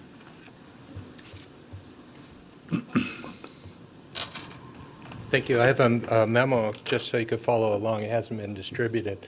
And based on Councilman Mayhew's introduction, that kind of covers that first paragraph, so I'll focus on the bullets related to timing. The credit can be used for 20 years, but in order to do that, we need to take two actions. If we take these two actions, there's a lot of scenarios. We've clarified the county has already taken their actions, and so it simplifies what we need to do. Essentially, by the end of January, we need a resolution of intent, and by the end of July, we need to enact or adopt legislation. That can take a variety of forms, resolution, ordinance. The main one that we need to talk about in the CD committee is a qualifying local tax. This week, we're developing what I think are 4 possibilities related to affordable housing that a city could adopt. Most cities don't have those. If we don't have a qualifying local tax, but we do the resolution of intent and then adopt a resolution or taxing ordinance by the end of July, we essentially get 0.0073%. But if we have a qualifying local tax, we get the full city share of 0.0146. Penny and a half. Is that a penny and a half? Is that what that means? It's actually quite substantial. We're a small city in comparison, but I've come up with 4 estimates. 2 of them are for the 0.0073%. The annual cap would put us about approximately $24,521 if we were to do this. And if we kept it over 20 years, that would be approximately $490,000. If we had a qualifying local tax, the annual cap would rise to $49,042, and then over 20 years could be $980,000. So that would be part of the discussion. We could also use it to finance bonds. We could also enter into interlocal agreements with other cities, King County, and or housing agencies. And so that discussion is ongoing at CD committee, but we wanted to get a sense of timing. If you're going to go for a qualifying local tax, it would need to be either, if you could scroll up just a little, or make it go like that. I guess that's scrolling down. There you go. 2 special election possibilities. February 11th, special election with King County. There's a variety of things we would have to do and submit to them by December 13th. If we go for the April 28th special election, the deadline at King County elections is February 28th. Part of the materials that we're going to go over Monday night will speak to that, but essentially if you have any questions tonight, we can gather them, take them to committee on Monday, and then respond to them back at full city council later. Councilmember Mayhew. So just to summarize then, as you can see, action that we would have to take would need to be taken by February. We don't intend to, in the Community Development Committee, to take anywhere near that kind of time. Sometime over the next month, give or take, we plan to have, together with staff, work with them so that a more thorough briefing comes back to the council along with some options that are available and some recommendation. So I'm hoping that this makes you feel a little more comfortable that that sort of timeline will be well in advance of any decisions that we have to make, and that you're comfortable that this is moving forward. And as Mr. Hoffman said, if you have any concerns, questions, if you could get them to him, he'll make sure that this is part of what we put together in the more broad briefing, more in-depth briefing that comes back to the full council in the next month, give or take, or so. Councilmember Sunwall, Councilmember Shepherd, and Holloway. So just don't sit down. What makes it a qualifying local tax? Is that maxing out our ability to tax? Or what makes it a qualifying versus right now we're not qualifying? We don't have, most of these small cities especially, don't have a sales tax already on the books to collect for affordable housing or mental health. There's a variety of. Oh, okay, so there's a million different slices of the pie is part of sales tax, right? Yes. And so what we'd be adding a sliver to that pie that is dedicated to affordable housing. 1/10 of 1%. 1/10 of 1%, is that a penny or is that less, a tenth of a penny? I'm sorry, not a tenth. A tenth of a penny. A tenth of a penny to sales tax, which would require voter approval of 50%, simple majority? Correct. Okay. And that's in addition to these two actions. So if we don't do that, you're essentially looking at a council action to obtain 0.0073 of the city's. There are also two other property tax-oriented qualifying taxes, including a levy lid lift that would be available to the council and to the voters. So there are a variety of ways you could enact a qualifying tax, but it would have to be devoted to affordable housing purposes. So that would get, as Mr. Hoffman said, it would get you the additional 0.0073% of the sales tax credit plus the proceeds of the qualifying tax if one were enacted. And if we were to go to that extent for the sales tax receipts in the city jurisdiction, the county wouldn't get any of that. But if we didn't have a qualifying local tax, we would get the half share and the county would get the other half for the sales within the city. They get the entire share in the unincorporated area by passing the two ordinances on August 21st. Councilmember Holloway, okay. I'm sorry, Councilmember Shepherd, then Councilmember Holloway. So the resolution of intent, what is that supposed to be? And if our deadline is January. Councilmember Shepherd, could you please speak into the microphone? Okay, resolution of intent, what is that supposed to be? And if we have a deadline of January 27th, how early should we be talking about this? What's that deadline to? Is it have to be received by someone by that time? Or where in the process is that deadline? The deadline is in House Bill 1406. That's the January 27th. We would have to essentially adopt it locally, which Councilmember Mayhew gave a potential timeline. In about a month, we will brief you. We can meet the January deadline. We don't need to wait till January. So whether it's October, November, December, it's a simple resolution. We have a model resolution coming to the CD packet next Monday night, and then we'll discuss it and go from there. So we don't have any brief description of what was the least and very least we need to commit to do this? We'll have a model resolution Monday night in CD committee and discuss it then. Councilmember Holloway? So it's probably the second bullet, but the first bullet that shows up there, the state is actually taking a portion of their 6.9% sales tax and basically allocating it toward affordable housing, and that's how this money is being allocated. Do we have the option of taking our, I think it's 1.3% sales tax and allocating it toward this versus raising taxes? Everything I've read is based on the state's 6.5% and not the additional local sales taxes. But to answer the question, yes, you could reallocate our share of the sales tax, but then that's funding general fund or other areas of the budget right now, so you'd have to backfill those monies or make cuts. Understood.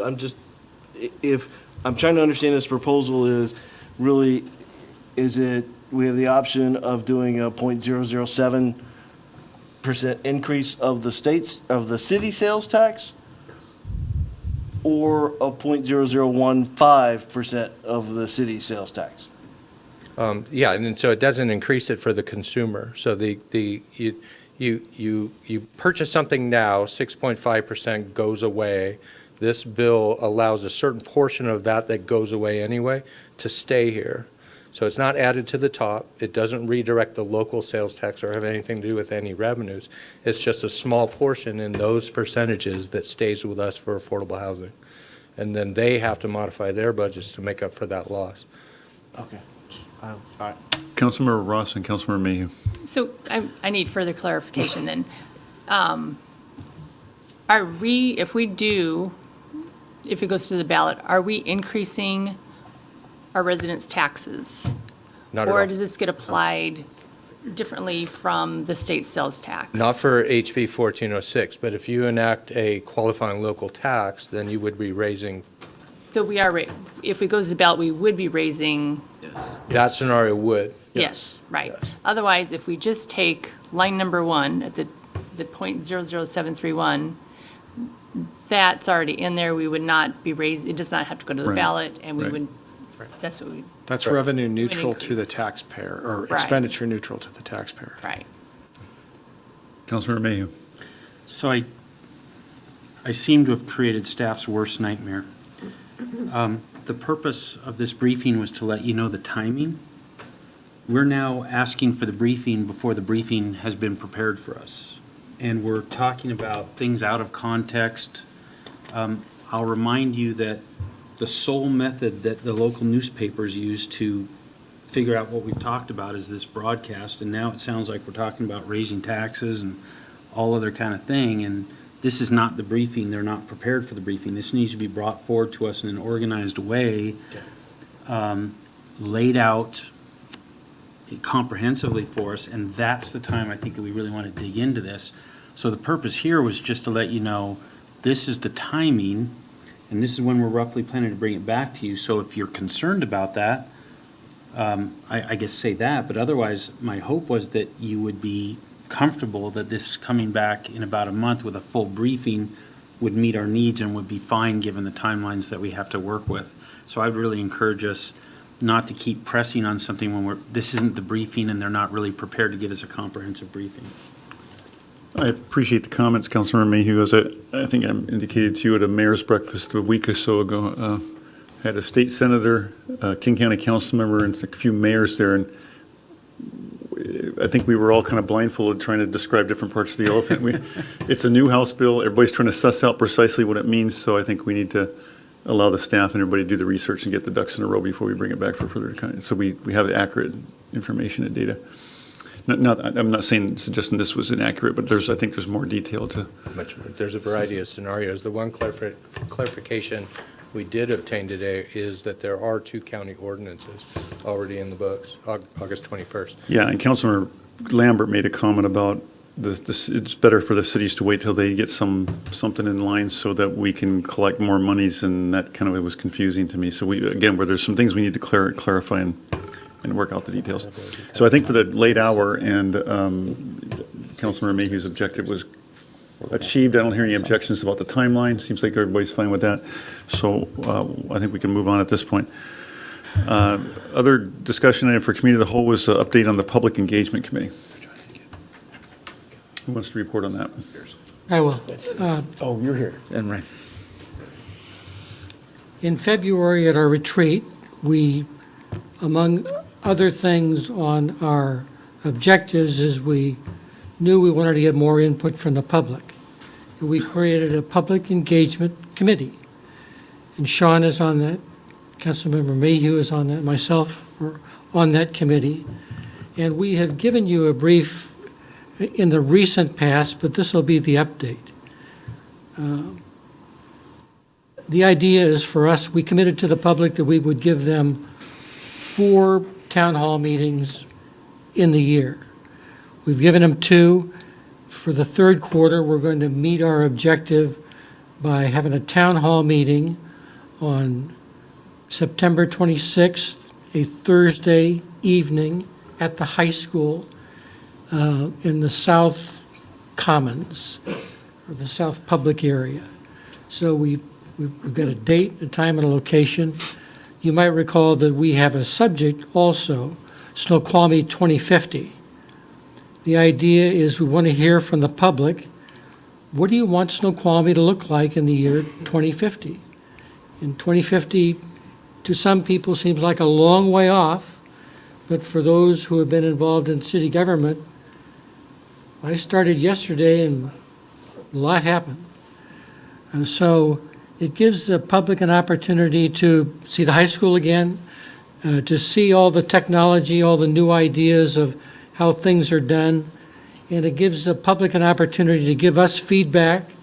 It's not an opportunity for us to make presentations to the public, although we'll probably have some introductory brief comments that sort of sets the stage for us saying to the public, what do you want this to look like in 30 years? That is your update. Councilmember Sunwell. Yeah, that's great. Thank you, Bob. I just to add on top of that, the thinking is to have do a very similar format to what we did with the community center expansion at Cascade View, in that there's an introductory sort of very brief presentation. Perhaps Josh Brown comes and does that, so he can talk about growth at the regional level to provide a little bit of context. And when we talked the other morning, the idea really is to ask citizens, what are we missing? What do we not have? Services, industries, do we not have enough job opportunities to actually work here, so you don't need to get on I-90? What would it take to get those? Do we need to, within the UGA that we have, what do we want that to look like? I suspect that ultimately that could plug into the next revision of the comprehensive plan. But that's the idea behind this, is to really get feedback on what we're missing, what do we have too much of, what needs. Don't say pizza places. You can't have too many pizza places. But that's kind of the idea, and we are absolutely in listening mode. I would even propose, not to get into the weeds here, but I will, is that there's no like 7 of us sitting at the front like we did last time. I just think, we're just flies on a wall and allowing people in breakout groups, and especially an opportunity in that facility to engage our younger generation, because people who will graduate this year in 2050 will be almost my age, actually a little bit older than my age. And so the hope is that we create a community that my kids and everyone's kids here and the kids that will be graduating can come back to. And so what does that look like? So.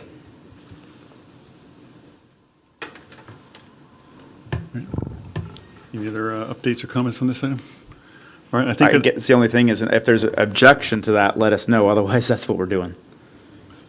All right, if there's, I think I've covered all the items, all the agenda bills. All right, with that, the first meeting of the month has written comments, which you see in your agenda packet. However, at this time, any other questions from the staff?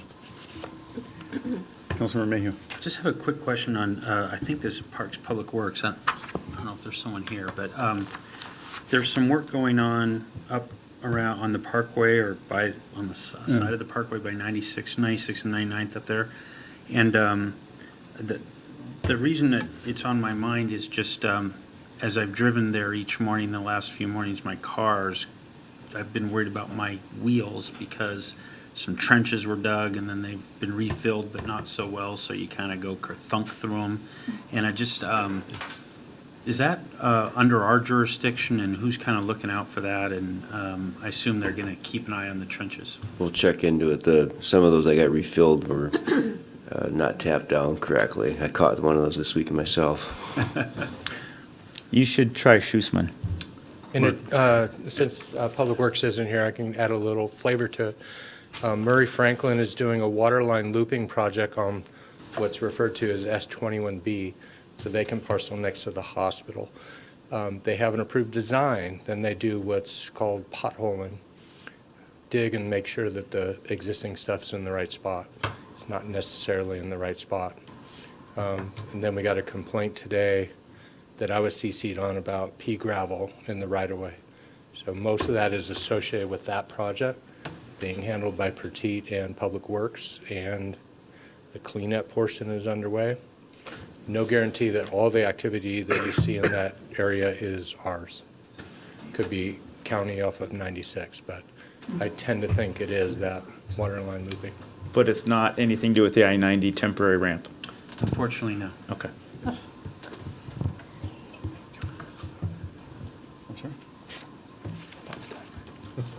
I would like to second Sean's motion to adjourn. I'm sorry, there was some other item I needed to bring up. A little late. I don't think there's any other announcements before concluding tonight. Move to adjourn. Second. All right, I have a motion and a second to adjourn the meeting. All those in favor? Aye. Aye. Opposed? Motion is carried, meeting is adjourned. Let me get that. Hey,